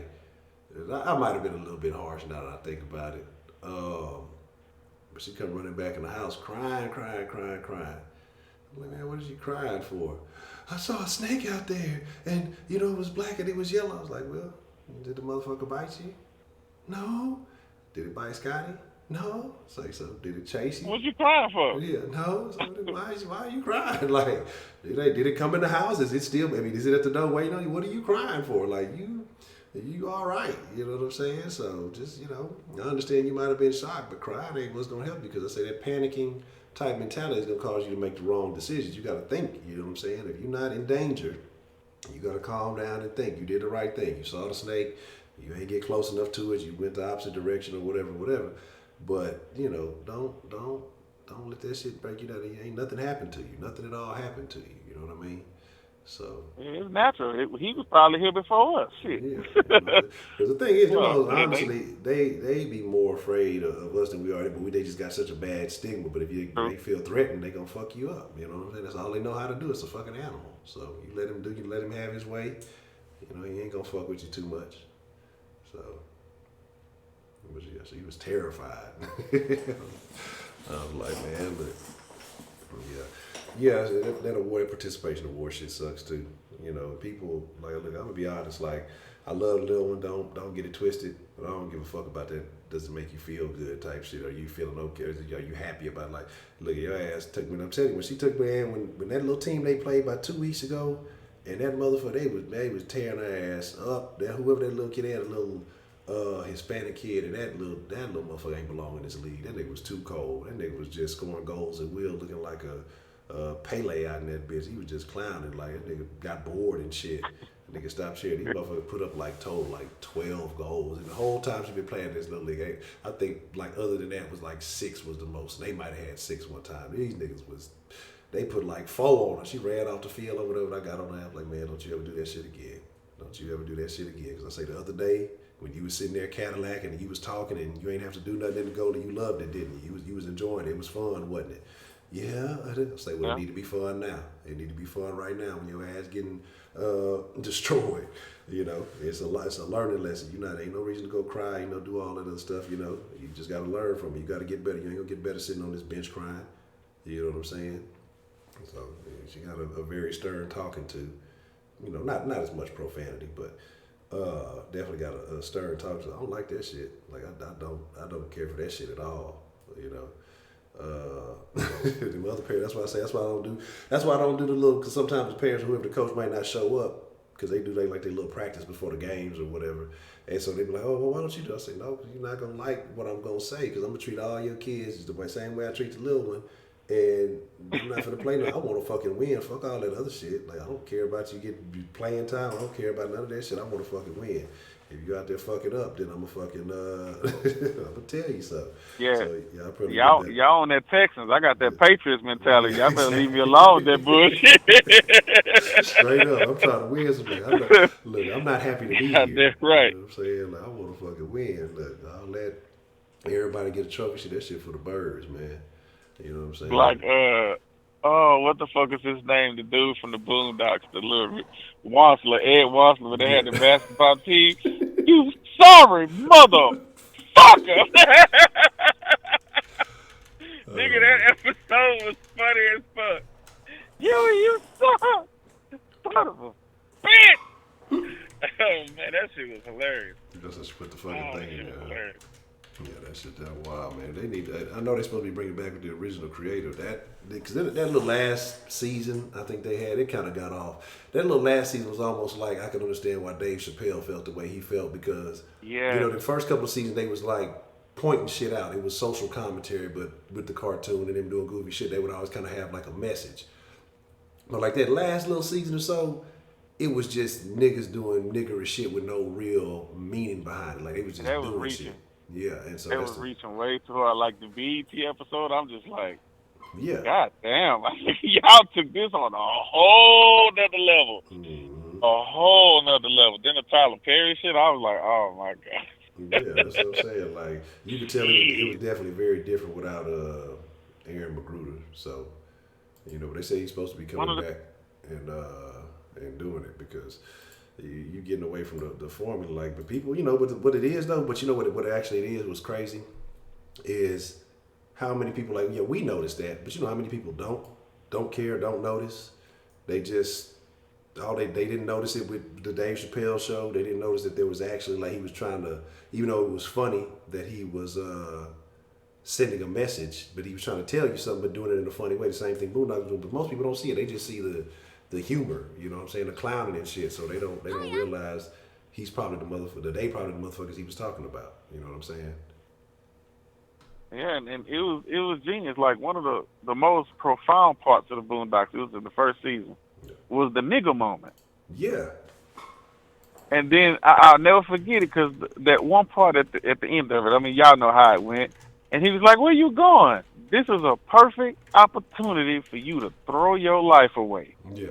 I was like, wow, like just that. It was funny, but it was so fucking true and real at the same time. Like, damn, I ain't never really thought about it like that. Yeah. Like, that's really it. Like, it is. And the fact this motherfuckers were shooting like a son of a bitch, and didn't hit shit. It did hit nothing. And then they ran out of bullets, and the police said freeze, and shot both them niggas. I'm like, bruh, it's not supposed to be funny, because people have died because of this shit, but at the same time, you can't do nothing but laugh at it, because that's just some nigga shit. Exactly. It's just like, oh man, they depicted that shit perfectly. And that's how the shit be, though. Niggas got these 100-round clips and they need all this shit. Nigga, you can't hit shit. What's going on? Why y'all need all this extra shit? I mean, I understand being prepared. My best friend just asked me, he said, "Man, these two young niggas are sitting out in the car. I'm going to the range, because he was buying a holster or some shit. Yeah. And he's like, these motherfuckers went in there, they start buying these 100-round, 50-round drums and shit, long-ass banana clips. Yeah. And he was like, man, could you tell me why somebody would buy all that shit? I say, because them niggas from the street. Yeah. Them niggas can't shoot, bro. So he just figured like, fuck it, I'm just going to unload at the problem, and hopefully something don't connect. Yeah. He was just like, you know what? I never thought about that. I said, how many of them gangster niggas you ever see at the range? Zero, nada. Exactly. That's why I say. That's why like all the They want to scare you with the threat, and if that don't work, they just finna hit you with a hell of bullets. That's just how it works. Straight up. It's sad. Exactly. Or that's unfortunate, as Honcho would yes, say. That's unfortunate. Yeah, they just go. Yeah, niggas be doing that movie shit, that sideways shit, and all that other talk. Oh, man, bro. Just too much. Look, shit. I'm not gonna lie. That was the first fucking thing I did when I got my pistol. This motherfucker, and I had a dude that was training me, you know what I'm saying? Yeah. Because I bought it, and he took me straight to the range with it and everything. And the first thing I did was take that bitch and point it up sideways, and you know what I said? You know what words I said? Break yourself, fool! I couldn't help myself. I had to say that shit. And that white dude was just looking at me like, oh, man. I look out at him. He was looking at me with a serious, straight face, too.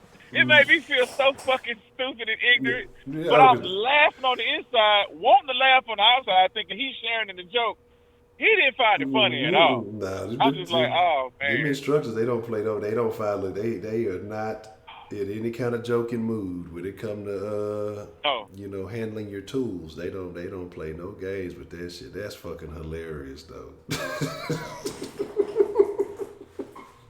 And the very first time I shot my shit, I pulled that trigger and that motherfucking casing flipped out and hit me right in the fucking face. I was like, what the fuck was that, nigga? I dropped that gun so fast. I was like, what the fuck was that? And he started laughing. He was like, sir, that's the casing, sir. The casing of what? Nigga, if I'm shot, I'm thinking like, what the fuck? Because it hit me right above my fucking eye, bro. It hit the bone on my forehead above my eye. That hit me hard. I'm like, man, what the fuck is that? He was like, bro, that's the casing. He said, you got a 45 caliber gun and the casing is kind of big, so when it hits you, you gonna feel it. Yeah. I was like, oh, okay.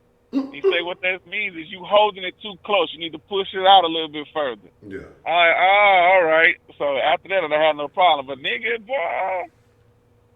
And if you ain't never been to a range before, I'm gonna tell you something.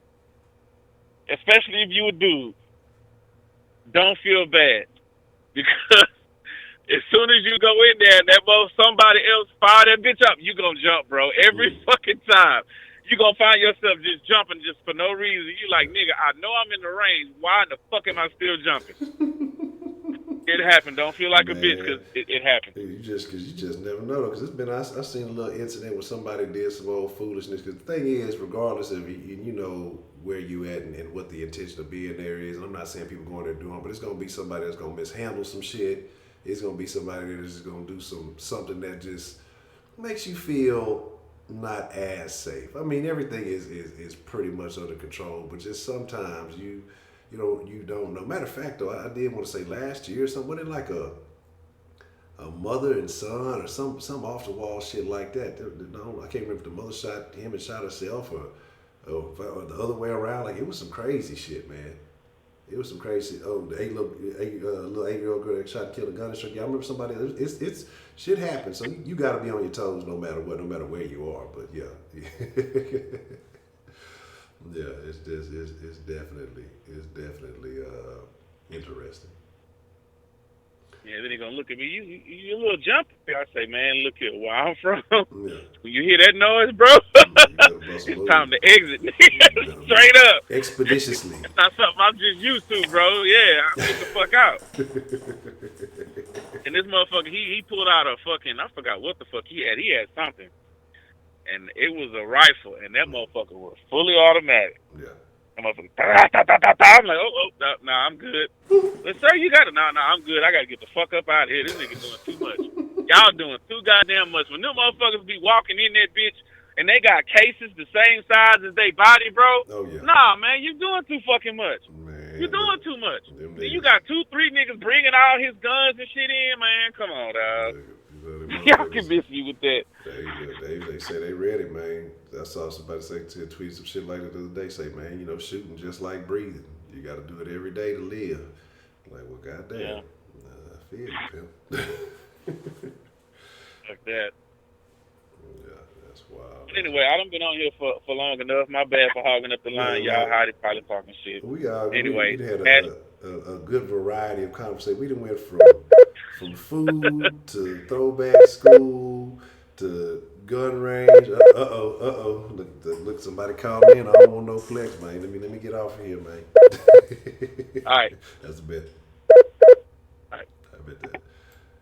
Shout out to Jay Dills, man. Let's see who this is calling in. What's the motherfucking deal? Who do we have calling into the den this evening? Hello? Hello.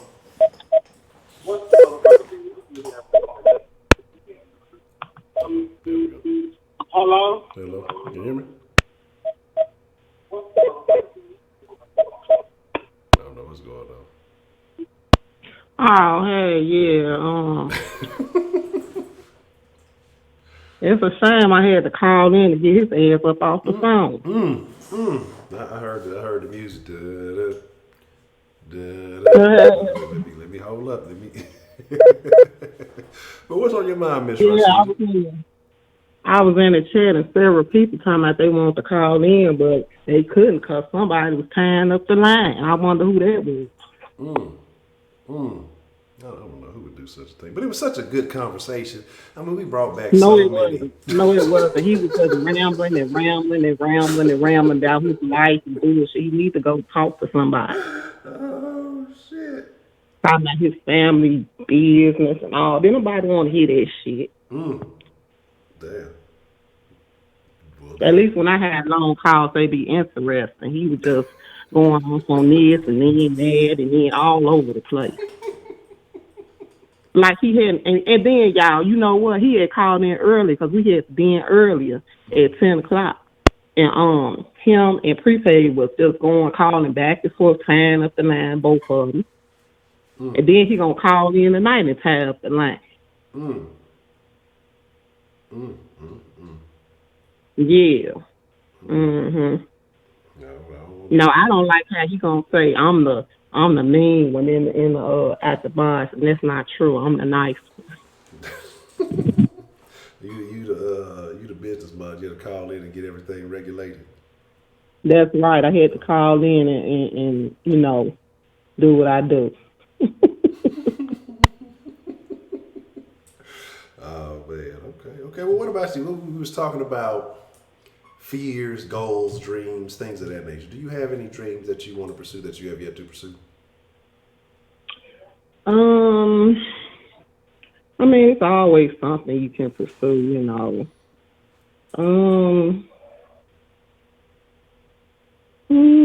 I can't really think of nothing. Thinking nothing that I want to pursue that I didn't pursue. Oh, but I think that a lot of people don't because of fear and fear of failure. And sometimes you don't have the money to do what you want to do.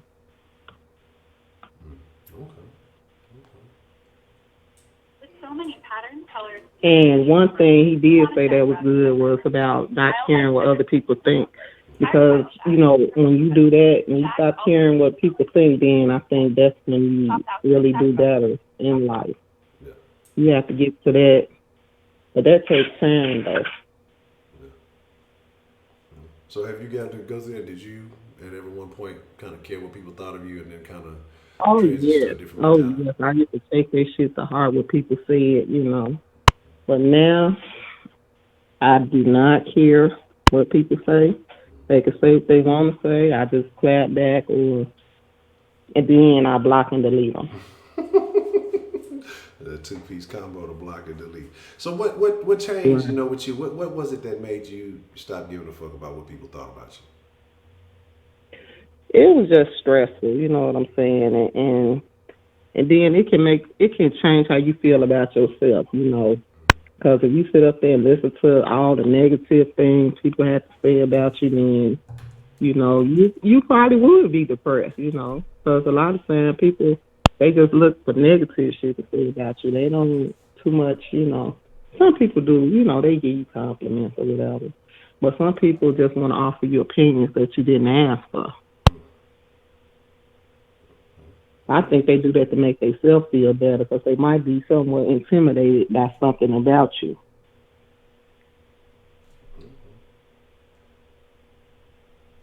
Let's see. Excuse me, I'm barking. I should jot down some notes here. Okay. Mm-hmm. So let's see. So you say you've done, pretty much the thing that you wanted to do, that you don't necessarily have any dream. But what was something that you've done that initially you were afraid to do, but then you took the leap and went ahead and did it? It would have to be working for the police department. That was one thing because of the mentality of how, we view the police in my particular area. I didn't know, really what to expect. And then I didn't know, how I would be perceived, in the neighborhood, You definitely don't want to get a label, you know what I'm saying? Yeah, I understand that. So I'm finna be super nosy. I'm finna be extremely nosy. Working for the police department, did you ever go out on a date with a policeman?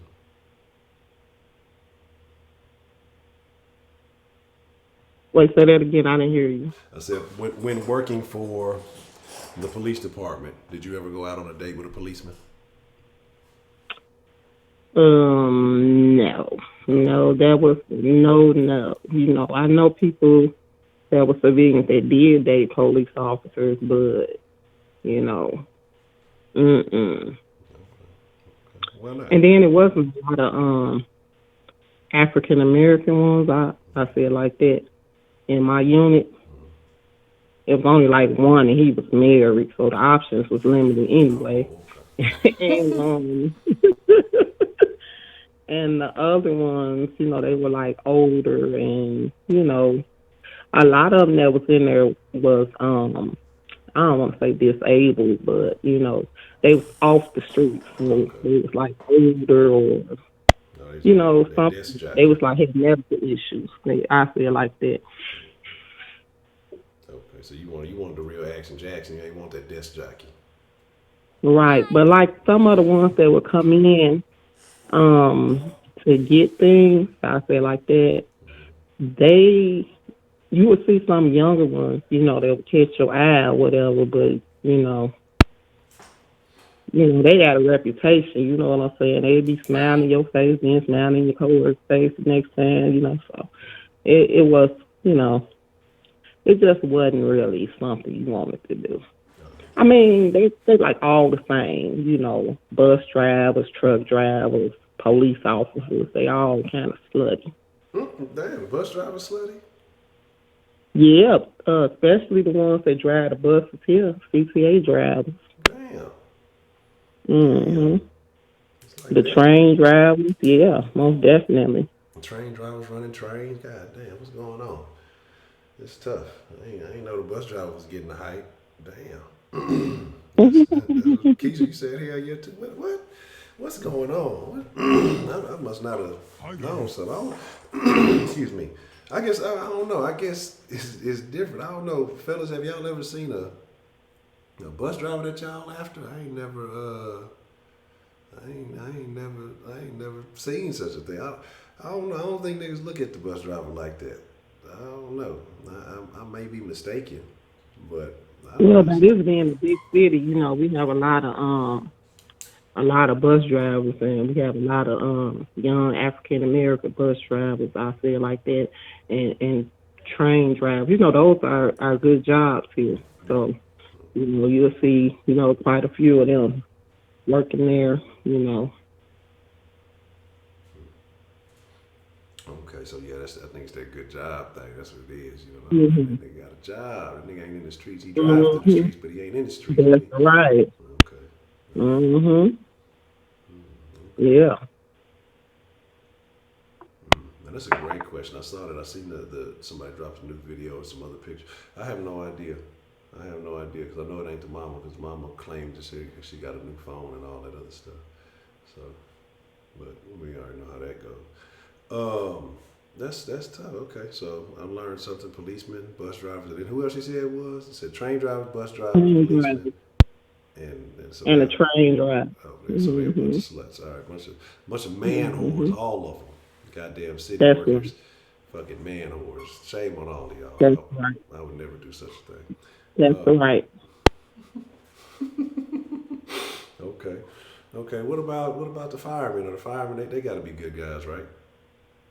Yeah, they nice. I met one. He's my brother for me. He's a real nice guy, family man. You know, just all around nice person. So I wouldn't put that label on him. Okay, okay. I mean, it was kind of odd to see a young black fireman. 'Cause he's only like 30 something. Yeah. So I don't know if that was the right thing to say, but hey, it is what it is. Hey, if you said it, it's the right thing to say. Ain't nothing wrong with that. Ain't nothing wrong Well, with that. sometimes I don't have no filter and I just say things, but it is what it is. Yeah, you just gotta speak your mind. Ain't nothing wrong. That's what makes the den so great. We speak our minds and be honest about how we feel. So, okay. And Maria, if you listening, I want you to know that I didn't get my paperwork yet. Mm. Remember you said you were gonna sue me? I'm waiting. She gonna hit us all. She gonna hit us all up about a happy meal. You know what I'm saying? But that shit, I'm telling y'all, man, I seen that shit. I logged on that Twitter account today, and that shit had me rolling, man. Like, wow, really? Like, I've been petty, but to go and make a whole account just to say, so, I mean, I guess I ain't That's a mad, but stalk. No, she made that account to stalk. like, I'm sure she's still stalking you from the other accounts as well. man, that's cool. Do what you gotta do. I mean, I ain't tripping on none of that.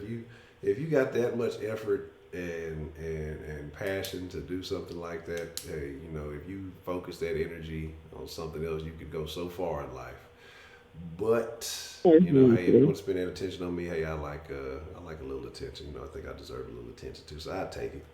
I ain't even mad about it. Mm-hmm. Yeah, so that's crazy stuff.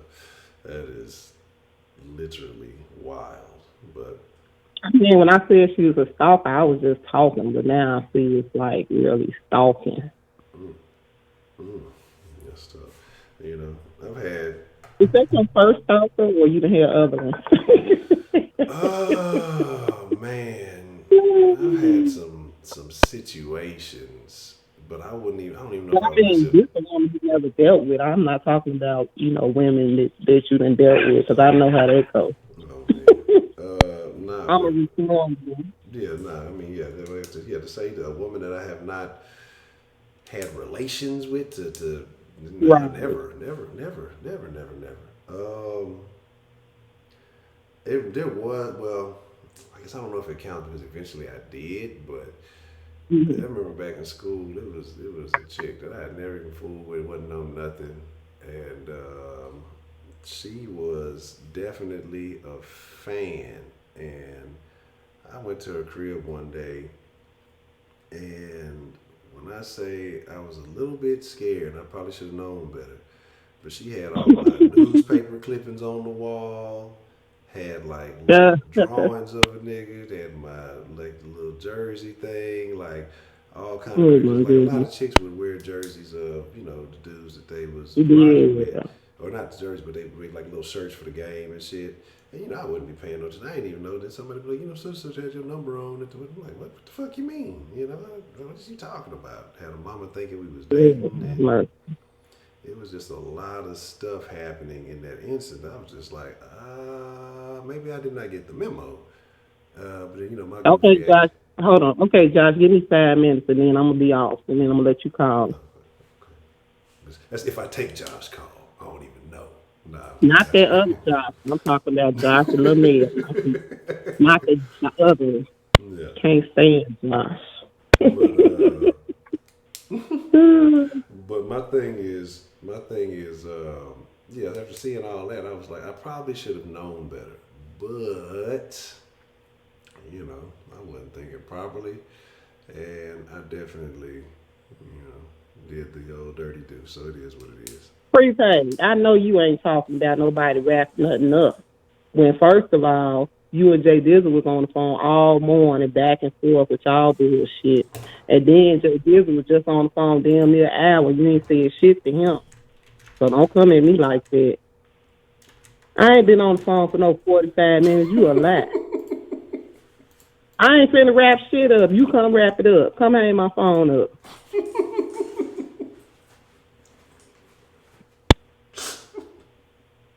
I'm waiting. My phone's still on. It ain't hung up yet. Mm. You wait till I get back in the chat.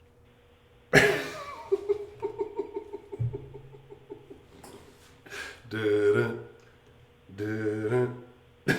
That's what. See, I tried to be nice. You see, I came trying to be nice and everything, but see, they keep wanting to test me. Oh man, oh man. So what about you, Miss Rashid? Have you ever had a stalker?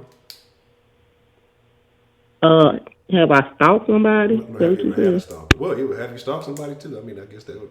Yeah, You stalked yeah, but somebody? I never had one. Huh? You said you stalked somebody? Yeah, he don't understand how things go.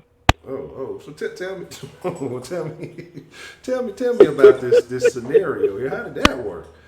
How did that play out? Well, he came to his senses. He got with the program. Mm, that's tough. So I mean, you had to. So did you have to let your presence be known so that he could understand properly? Exactly, because you answer my call when I call. Mm, It ain't no with a voicemail. You know what I'm saying? I'm finna pop up and see what's up.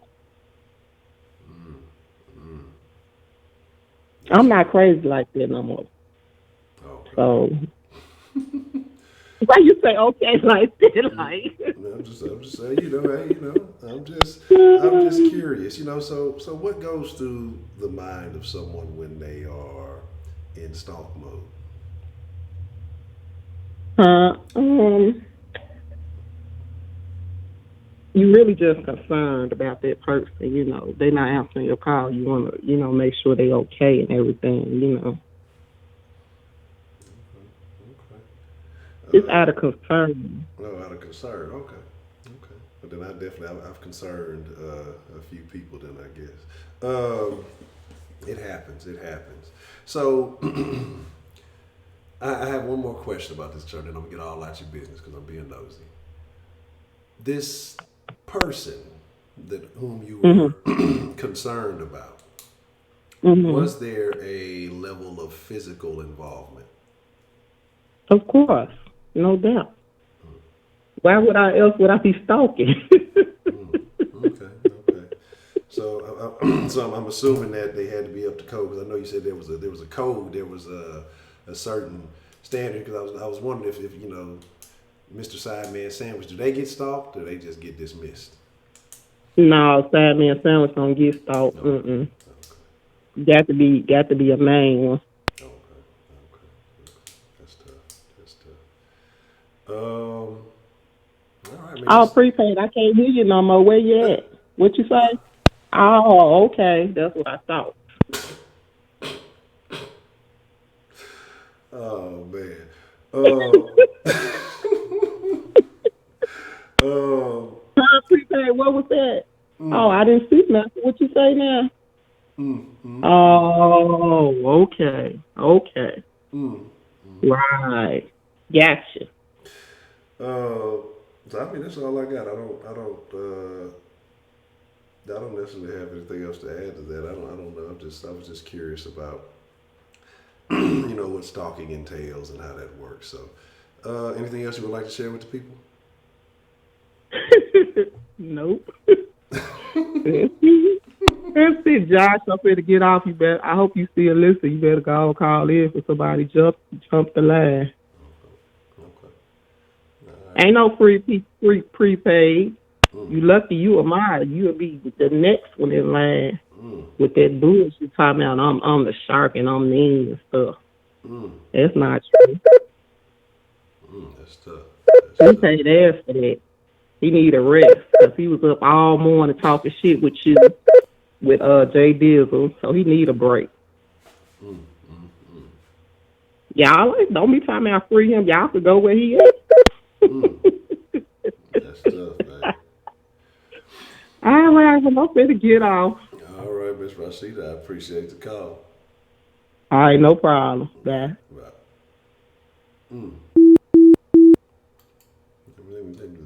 That's my boy. I appreciate Justin for bringing that.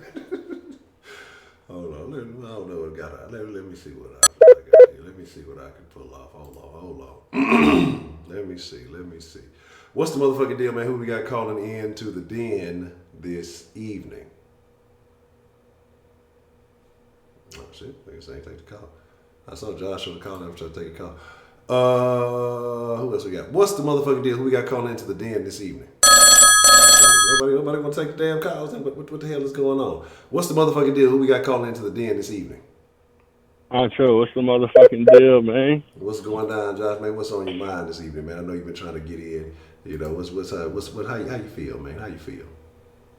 Man, I'm feeling good, Honcho. I'm feeling good. I just wanted to call. It's been a while since I called in.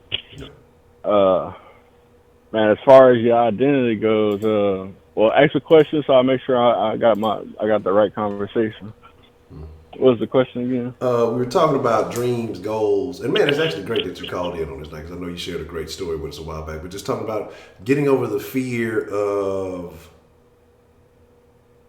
you know, pursuing something. Like what does it take? You know, we were talking about, you know, challenging your identity because certain people will feel a certain way that if they do something, it may be out of the character that they assume or the way people view them. So kind of just like getting over those fears and pursuing, you know, your dreams, your goals, or whatever it may be. Man, okay, so I'm gonna give y'all a little deep dive, a little backstory. So let's say prior to like 3 months ago, before 3 months ago, the last 7 years of my life, I was with one chick, right? And I make music. So it was a conflict. It was kind of a conflict because she had kids. Yeah. So for me, it was a conflict of do I give up my goal? Do I give up my passion, my dreams to make sure that I could take care of this woman and her children? Or do I continue to pursue my dreams, but at the same time, do I have to kind of switch up what I'm talking about in my music because I do represent, you know, 2 kids and a woman. So, and over that time period at the same time, she wasn't no good for me. She wasn't doing the things that she should have been doing as far as, you know, giving her 50% to the relationship.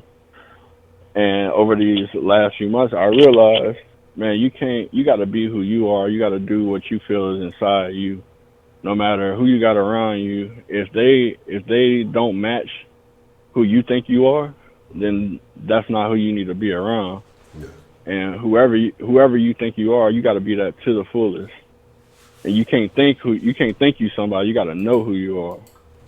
And at the end of the day, that takes self-reflection. That takes accountability, and it takes really, you know, reflecting on what you've been through in life. And I can say, like, I realize now, like, y'all know, a few of y'all know that I moved to Cali. Yeah. And that was behind me making that realization that, you know what, I can't put my dreams on hold. I can't put my goals on hold for anybody. I got to do what's right for me. And and now I'm out here, like, quote unquote, living my best life. You know, I'm in the studio every day, recording a new project and meeting all kind of people. I was in the studio with G-Eazy and E40 the other day. No shit. Like, yeah, so it's like, and I could have not came out here because I had job offers in Houston. I had job offers in Louisiana. And my cousin called me out the blue and said, hey, man, what you got going on? I said, man, I just broke up with my girl. You know, I really don't know what I'm about to do with my life. He said, man, come move out here. I got a studio. Let's make a project. And I jumped on and I said, you know what? It's no accident that this is my passion, this is my goal, and that I'm getting this call right now Yeah. while I'm trying to figure out what it is that I really want to do in my life. And so I say that to say that once you find out who you are, the universe is going to present you with every opportunity to be that person. It's up to you to take those opportunities and capitalize on them.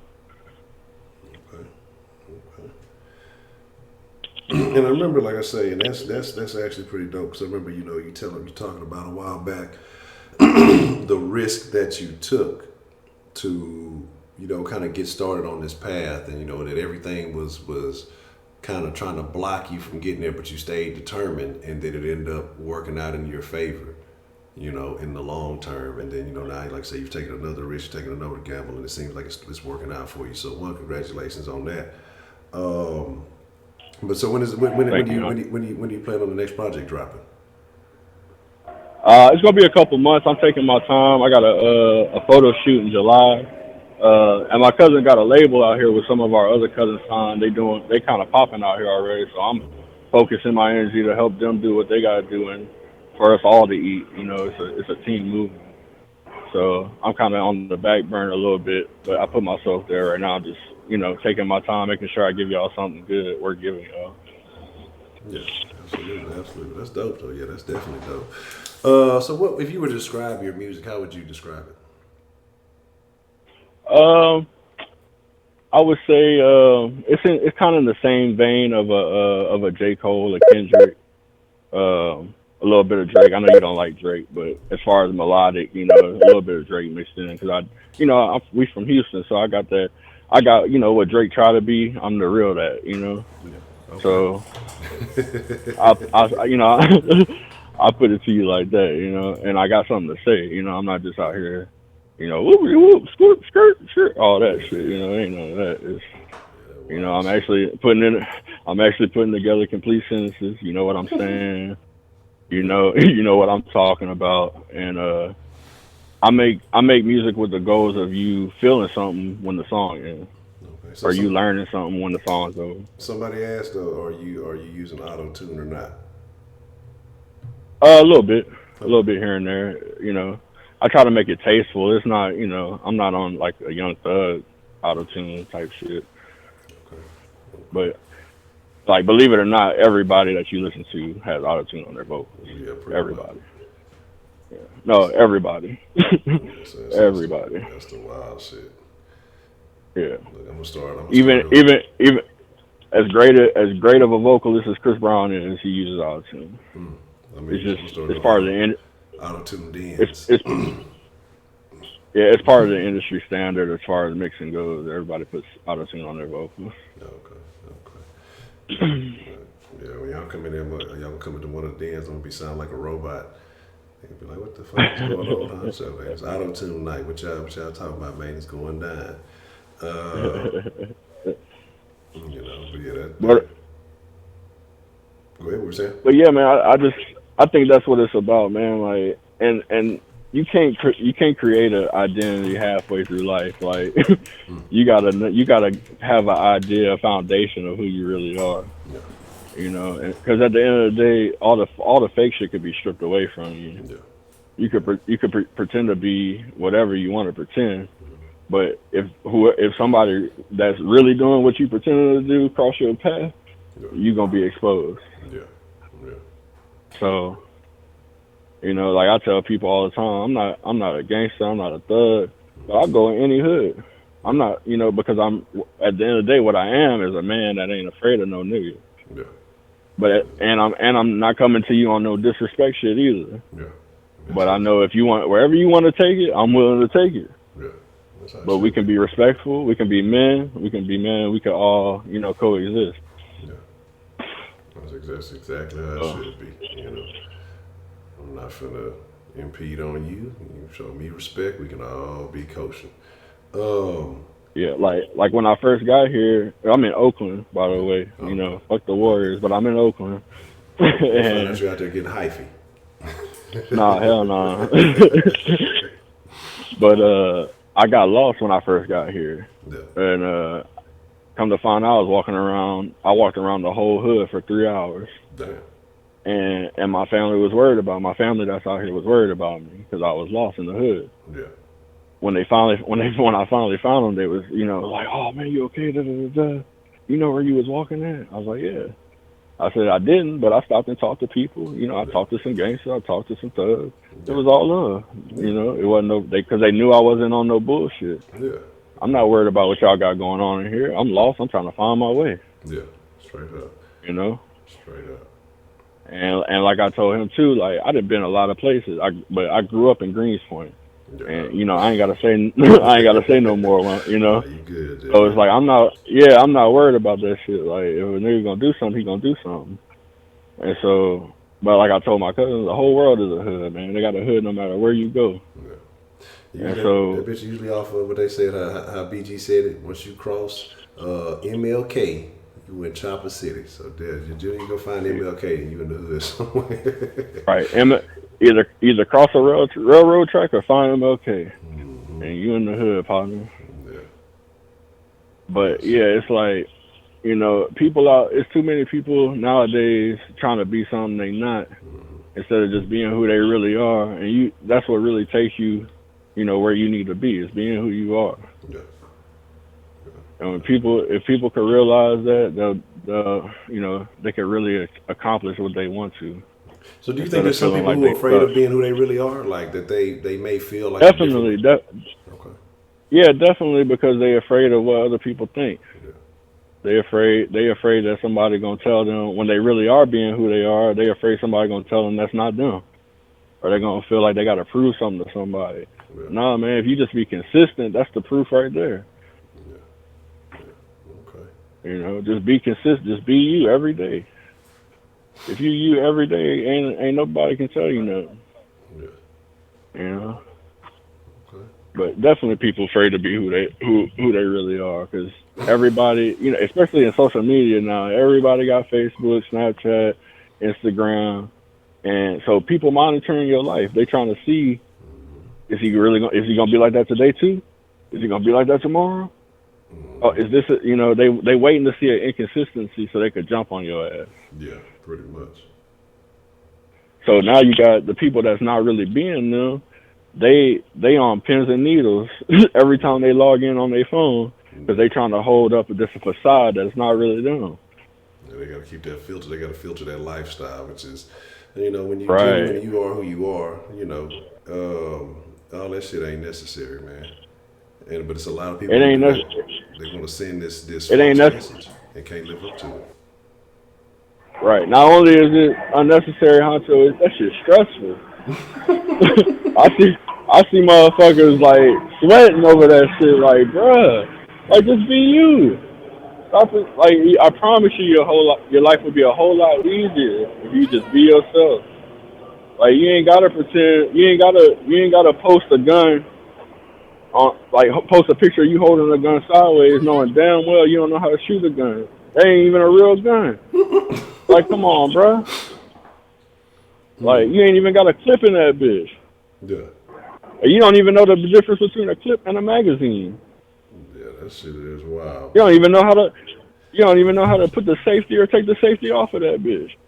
So, like, it's like, just be real, man. Like, but we live in a world where don't nobody know how to be real. Everybody want to be somebody other than them.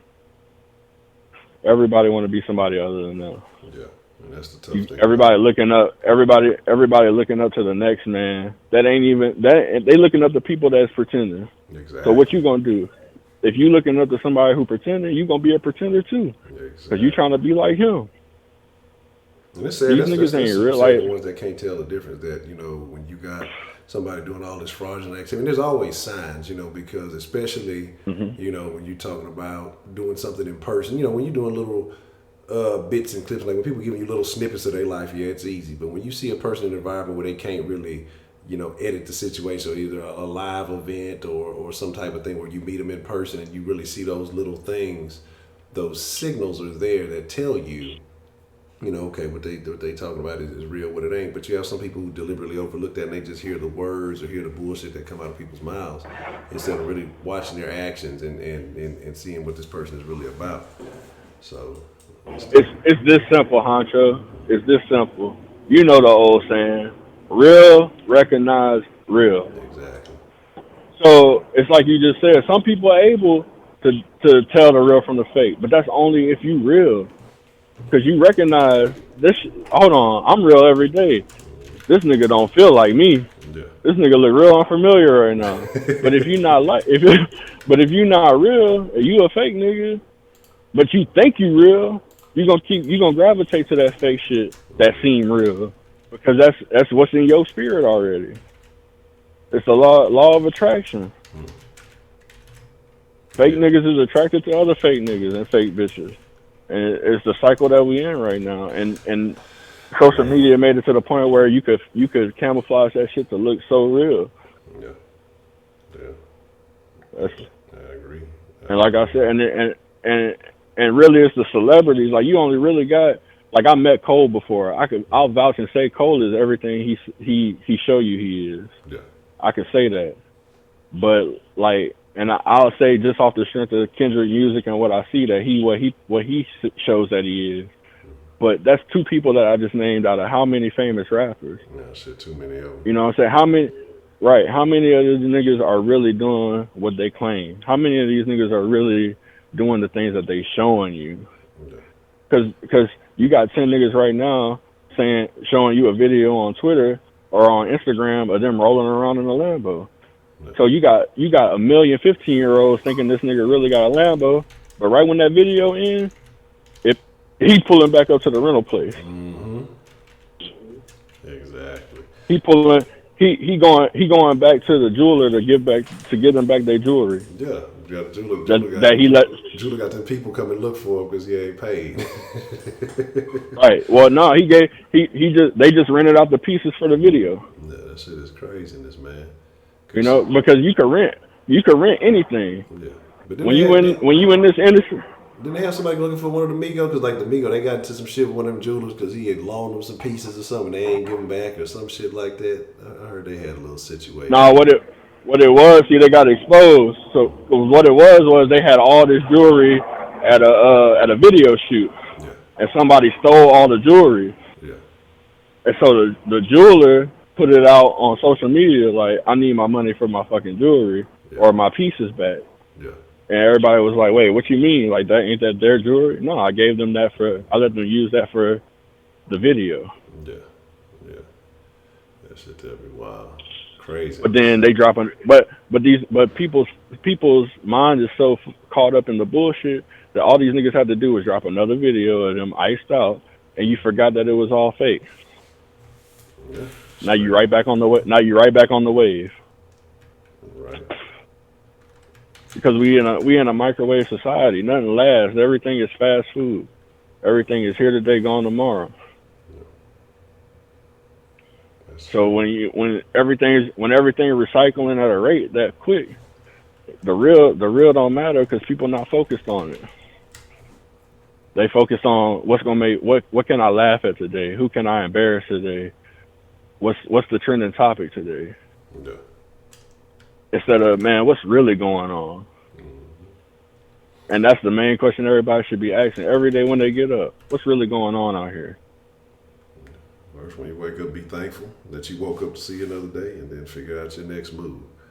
I think you got too many people who wake up complaining and upset because the first thing they see is their surroundings and they're upset about what they're in. And when you start your day in a negative mood, the rest of your day is going to be negative. That's just it. Right. You know? Or they wake up and they log straight into Facebook or straight into Instagram and they see a nigga stunting with 10 bands and they mad because they ain't got 10 bands to stunt with. Unnecessary. and this nigga might out of that whole stack, it might really be a real $300. Yeah, niggas be fly. Niggas got scientific new ways of flossing these days. I remember it was it was more than a couple of months back, but it was a while back. I went to one of them smoke shops and they had like the little fake bands and shit. Like, I'm like, damn, is the motherfuckers really behind this? Like, motherfuckers are really doing this shit. Like, I'd rather just not be faking and flogging than try to sell some bullshit. Because, you know, it's going to be that one nigga going to think you really got it and try to knock you upside, knock you over the head for the shit and then realize you ain't got shit and then they going to be... You ain't even got it, right. But it is... Or it ain't even yours. That's the crazy shit Like about it. that situation with that YBN dude a few months ago, where Jay Prince had to step out and get his chain back. Yeah, yeah, He ain't step out because that was his artist. He stepped out because nigga, you took Jay Prince money off that nigga neck. yeah. Pretty much. Yeah. If Yeah, it would have been a different situation, yeah. Well, that's unfortunate for right, him, you know. But yeah, because that's. But the same way, like I said, that's the same way when he stepped in for the little Drake beef and all of that stuff. Because he's like, look, you just go ahead in that beef because Pusha might do something to you. Now you making my money over right, here, so cause I need my money. Drake is a Jay Prince investment. That's what niggas gotta So realize. And that's why he be talking so greasy, right, because he know he got shit. You got Jay Prince, but you right, can but say whatever the fuck you want to. yeah. But at the same time, you got to realize, like, just like I said, Jay Prince, that's a real ass street nigga. So at the end of the day, if he's stepping out, then you know it's some real money behind it. But how many times does he step out? Rarely, because it's rarely real shit going on. Yeah. He stepped out with that Drake shit because that was some real shit going on. That shit they was talking amongst each other, that was real shit. And he had to step out and say, "Hold on, y'all about to fuck up my money. I don't care about all the bullshit, but my money gonna get fucked up." So, but at the end of the day, like, people need to stop worrying about, like, these niggas. These niggas don't give a fuck about you. Like, they only care about you if you come into their show or you buying some of their merchandise. Yeah. Like, wake up and get on your grinds. Don't wake up and look at they live. Like, don't worry about what bitch they bagging. Go out and try to find you a woman. Like, stop liking all these Instagram models. You're not gonna get them, bro. Yeah, I'm sorry man. to tell you, but you're not gonna get them. Yeah, you shouldn't have with them likes You're not even. reinforcing them egos. Them hoes is just cuckoo. Them hoes got issues, man. And niggas gotta Right, realize that shit. Them hoes got issues, and y'all just reinforcing them issues that they got. Fuck all that, right. man. Because they know they fake too. So when that's the thing about fake people. At the end of the day, them niggas go to sleep knowing they fake. The last thing them niggas think before they go to sleep is, man, I wish I didn't have to be fake like this. Because like I said earlier, that shit is stressful for real. Like, I know fake niggas that stress over keeping their facade, their identity. Yeah.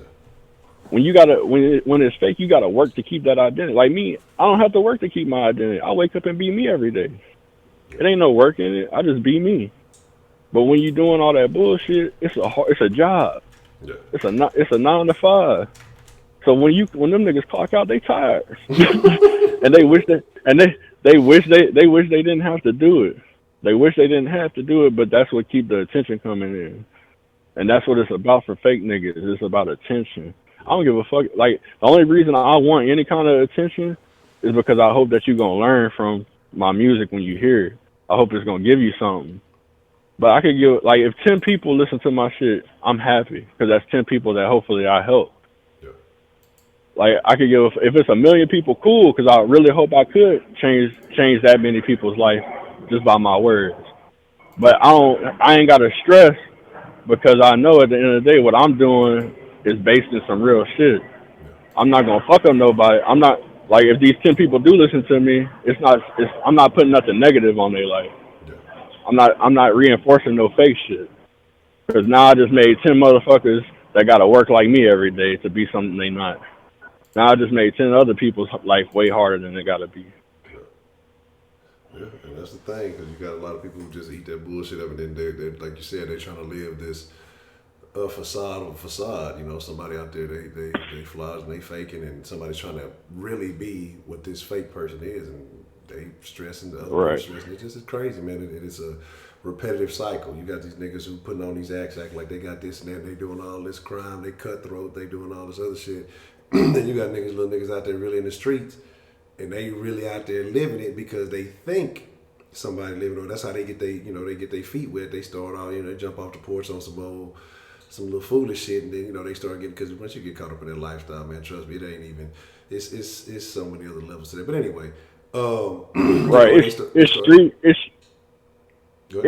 street shit. Like it's like these niggas making niggas that ain't got no business in the street want to dabble in the street. You wanna treat every female like a bitch or a hoe.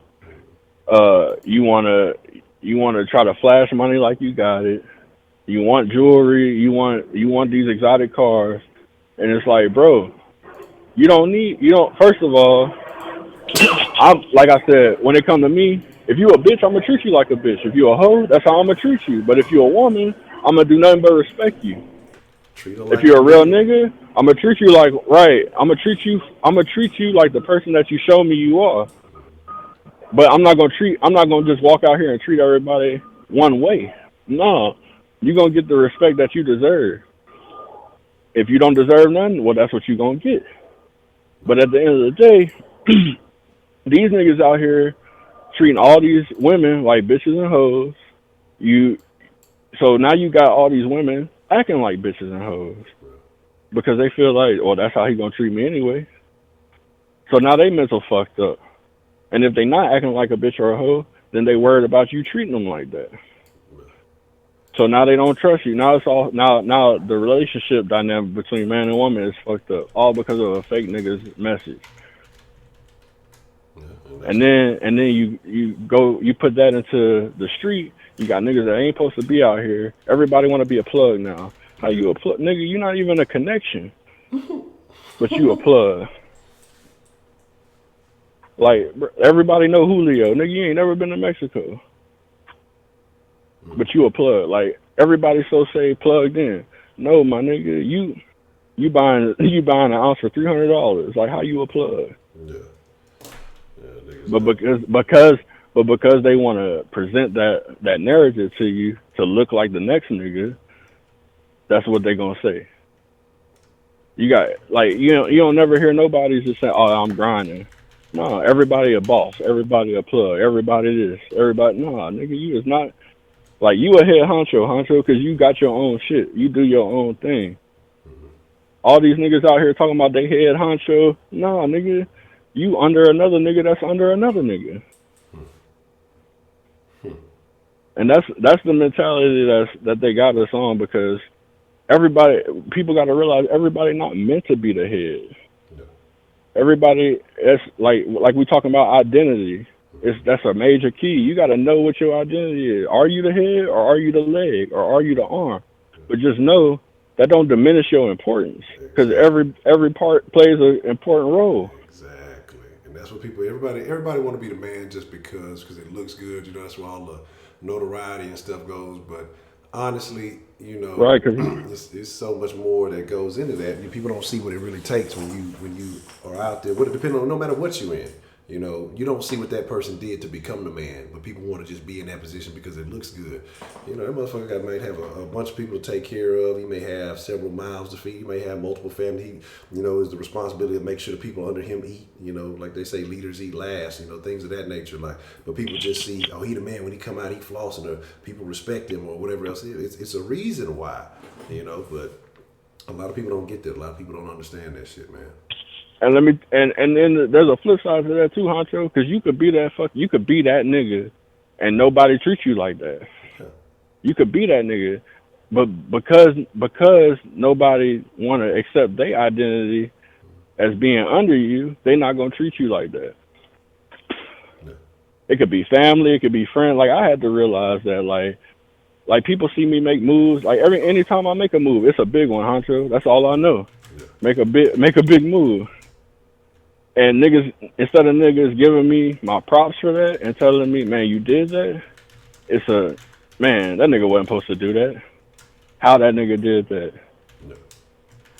Like, instead of saying, okay, that nigga, we got to give it to him. But that's because they don't want to see themselves under you. Yeah, exactly. Or even equal, or not even under you. Or they don't even want to see themselves equal to you. Because in their mind, they a boss. In their mind, they that nigga. So if you show them that you that nigga, in their mind, that make them feel like, man, I'm not that nigga. So now they competing with you. Yeah. Like you could still be that nigga, but what they don't understand, they could still be that nigga in the role that you're supposed to play. Be that nigga as far as being the main nigga's right hand man. That's an important role. Like make sure that nigga is straight at all times because he gonna look at you and say, man, that's that nigga. Yeah. Yeah. Like I say, man, there's so many levels and layers to respect, but again, people just the limelight attracts people with, you know, man, everything, like they say, everything that glitters ain't gold. And, you know, just sometimes, you know, when you get that notoriety, when you get that fame or whatever it is, you know, that's the thing that doesn't go away. So for the good or the bad. So, you know, it's a lot of motherfuckers that's been in high places and fell all the way off. And they probably wish that they Right, never were in exactly. that position. And now, you know, they still have to live with the noticeability, but they don't have maybe the money and the power and everything else that came with it. But people still, you know, look at them, oh man, what happened to you, man? You fell off, or you this, that, you that, and the third, you know. So, Well, like the story I told you about when I went to Sway, Honcho. yeah. Like that to me, that was me making it to the top. Mm-hmm. When I left from there, I went all the way back to the bottom. I went back home. I didn't have no job. I didn't have nothing to my name because I spent everything I had going up there. And you know, niggas looked at me like, "Oh, that nigga, yeah, he went to Sway, but he ain't doing shit now. He ain't, you know, he ain't make nothing out of it." They looking at me like I fell off, but it's like, bruh, I didn't fall off. Y'all didn't do anything to support me staying at the top. Mm-hmm. Exactly. And That'll be the main ones talking about you. The ones who ain't had no, you know, ain't putting like, nothing in your foundation, but they be quick to talk about you. You know. right, and like check this out, like I was saying, niggas can't filter the real from the fake. Niggas be stunting. Like I was telling niggas about my trip, and I told one nigga that I stayed while I was out there. I stayed at the Hilton in Times Square, middle of Times Square, in a big ass room with 2 king size beds. I paid $100 a night, Honcho. Yeah. Word. Word. You know what this nigga said to me? What's that? Stop stunting, nigga. Don't nobody want to hear you stunt, niggas. We ain't got that shit. We ain't never stayed at no Hilton in Times Square, nigga. We don't want to hear that. I said, nigga, I'm not telling you that's a stunt. I'm trying to tell you, if you would let me finish telling you, I was going to tell you the app that I used to get the hotel at that rate and that price, so that if you ever do find yourself out there, you'll be able to utilize the same resources that I did and be able to do it big like that on a budget. Yeah. Man. And I'm being real with you about it. I'm not telling you, bro. I didn't just say, man, I was in the middle of Times Square in the Hilton, big balling. Like, no, I told you, nigga, I paid $100 a night, bro. Straight up. That's like I'm trying to give you game, but you so busy hating on what's real that you mad at it because it's not familiar to you. Like I said earlier, what's fake, real recognize real, and if you're not real, it's unfamiliar to you. So your only reaction to it is gonna be hate. That's tough, man. That's tough that people act like that. It's tough that people react like that. Yeah, I heard all kind of shit when I got back from Slay. I'm in the Illuminati now. Slay must have fucked me. All kind of shit, huh? So like, I'm like, or maybe he's just a real nigga that recognized another real nigga and gave me an opportunity. How about that? Yeah, that's but niggas don't. Yeah, it can't be niggas don't want to see that. You know, they got to make it more than what it is, man. Right. Right. You did something that they couldn't do, so it must have been you must have got there in a way that they wouldn't do. It must have been some outlandish shit that you had to do to get that opportunity, because they ain't never got no opportunity like that. Yeah. And it's just a fucked up way that niggas think. That's crazy, man. That's crazy. And man, what But it all goes back to the main point of this whole thing. Identity. Who are you? Who are you, nigga? Yeah. Because are you a hater? Are you a hater? Are you just a bitch and you just got bitch in your heart? Like, what are you? Because I can say honestly, I ain't never hated on no nigga. Exactly. Like, and there's been plenty of niggas that had more than me my whole life. I ain't never done nothing but wish them more. I hope he get more than what he already got. Because what is me wishing bad on him gonna do for me? Exactly. And that's what I say. I'm a firm believer in you know, showing love, even if you don't get that same love back, man, in a position where you can't say I ever tried to, you know, do you this way or do you that way. And I talk about it all the time, and I try to be overly respectful because that way I know if you ever do me foul, I don't feel bad about anything I do to you from that point forward because I know that I treat you with the utmost respect. But you know, some motherfuckers, they try to play you out the gate, they try to do you this way and that way. And then, you know, they'll be the ones fucked you over, but then they'll talk bad about you like you did something to them because you either cut them off or whatever it may be. And like I say, man, motherfuckers. Right, but that's just the guilt that they got because they know what's in their heart. They know that they ain't right within, so they try to project that upon you. Exactly, man. But like I make it like personal, like between me and you. Like when you first started the not the den, but when you first started uh, Sauce Sports.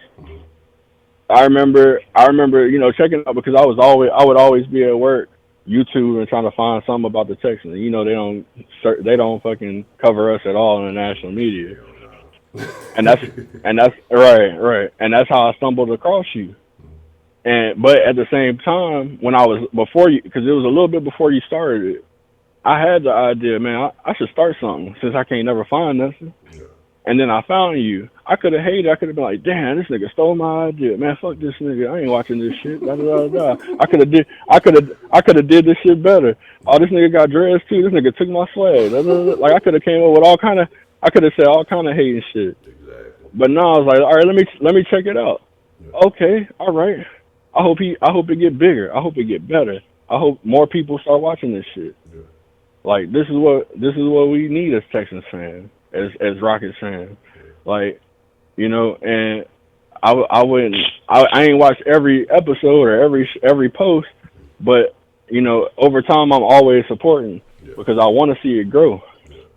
And it like people gotta realize like people nowadays they make everything about them when 99.999% of shit is not about you. That's true. It's not about you. That's true. So that's all I got to say, Honcho. Thanks for taking my call. Hope I talk to y'all again soon, man. Keep grinding, bro. Keep growing. Don't stop, bro. You my deal, man. I'm glad you're out there, and I'm glad you're pursuing your dream, and I'm glad you're active with that, man. And like I said, it's always good to hear from you. You know, I think about hopefully you take the next step. And man, let me know when you got some updates on the project, anything you got going on, man. Let me know. I'll be more than happy to drop it at the den because I know the den folks want to keep up with it. And shit, just let us know what's shaking, man. You know you got some love over here. I'll definitely make sure you get some play, some rotation, or whatever I can do to you know help boost that. Just let me know, man. Definitely, Honcho. Definitely. Shit, you know what? Too, we got to get in the works. What's We that? got to get a we got to get a song for the den, a song for the for South Nation. Hey, that'll be live. I fuck with that. Yeah, let's man. And shit, we already be fucking freestyling to the beats you got playing when we waiting on you. So fuck, I done came over with like three songs already to the same beat. That's a BET. We got to make something shake there, man. I'm with that shit. Already, that's a bet. That's a bet. So you doing the den twice now, like twice in one day? Yeah, I'm trying to hit the 10 in the morning Central Time, 10 in the evening Central Time. Like I said, I'm trying to step my den game up because as much as I rock with the sauce, Okay. I love the sauce and everything. It's just that, you know, throughout the year, it's seasonal when people really want to fuck with it. When the season is in, people going to fuck with it super tough. When the season is out, they only going to fuck with it, you know, for a little bit of free agency, you know, draft. And the den is just more consistent. So I'm going to start putting a lot more energy into the den, but I'm not, you know, I'm going to keep the sauce pumping. It's only so much you can really talk about in the off season too. Exactly. I mean, especially with the Texans and they not doing nothing nasty. I don't even want to talk about it. I ain't gonna lie, I get sad sometimes. Right. I be like, I gotta talk about these Texans. Right. But yeah, I feel you. But shit, at 10 in the morning, what's up? I'll probably be able to catch more of those. That's 8 in the morning over here. So yeah, that's what's up. That's what's up. I'll definitely be tuning in more. But y'all, like I said, man, keep grinding. I'm definitely gonna update you, keep y'all posted, man. And everybody in the chat, y'all stay up, man. All right, man. It's always good to hear from you, J Mail, man. Appreciate it. Already, Humphrey. All right, have a good one. You too. All right. right. So we had some good calls, and I'm sure some more folks gonna get in, but I'm just now looking at. I'm realizing this is my bedtime. As I told y'all, look, I'm trying to grind harder to do more. So, but I fucks with y'all. So anybody who may have missed the opportunity, hey man, we'll be back live at 10 in the morning. But I gotta keep pace on this schedule to keep everything going the right way, and I gotta start getting adjusted to this schedule. And look, so don't nobody call me no 3 in the morning.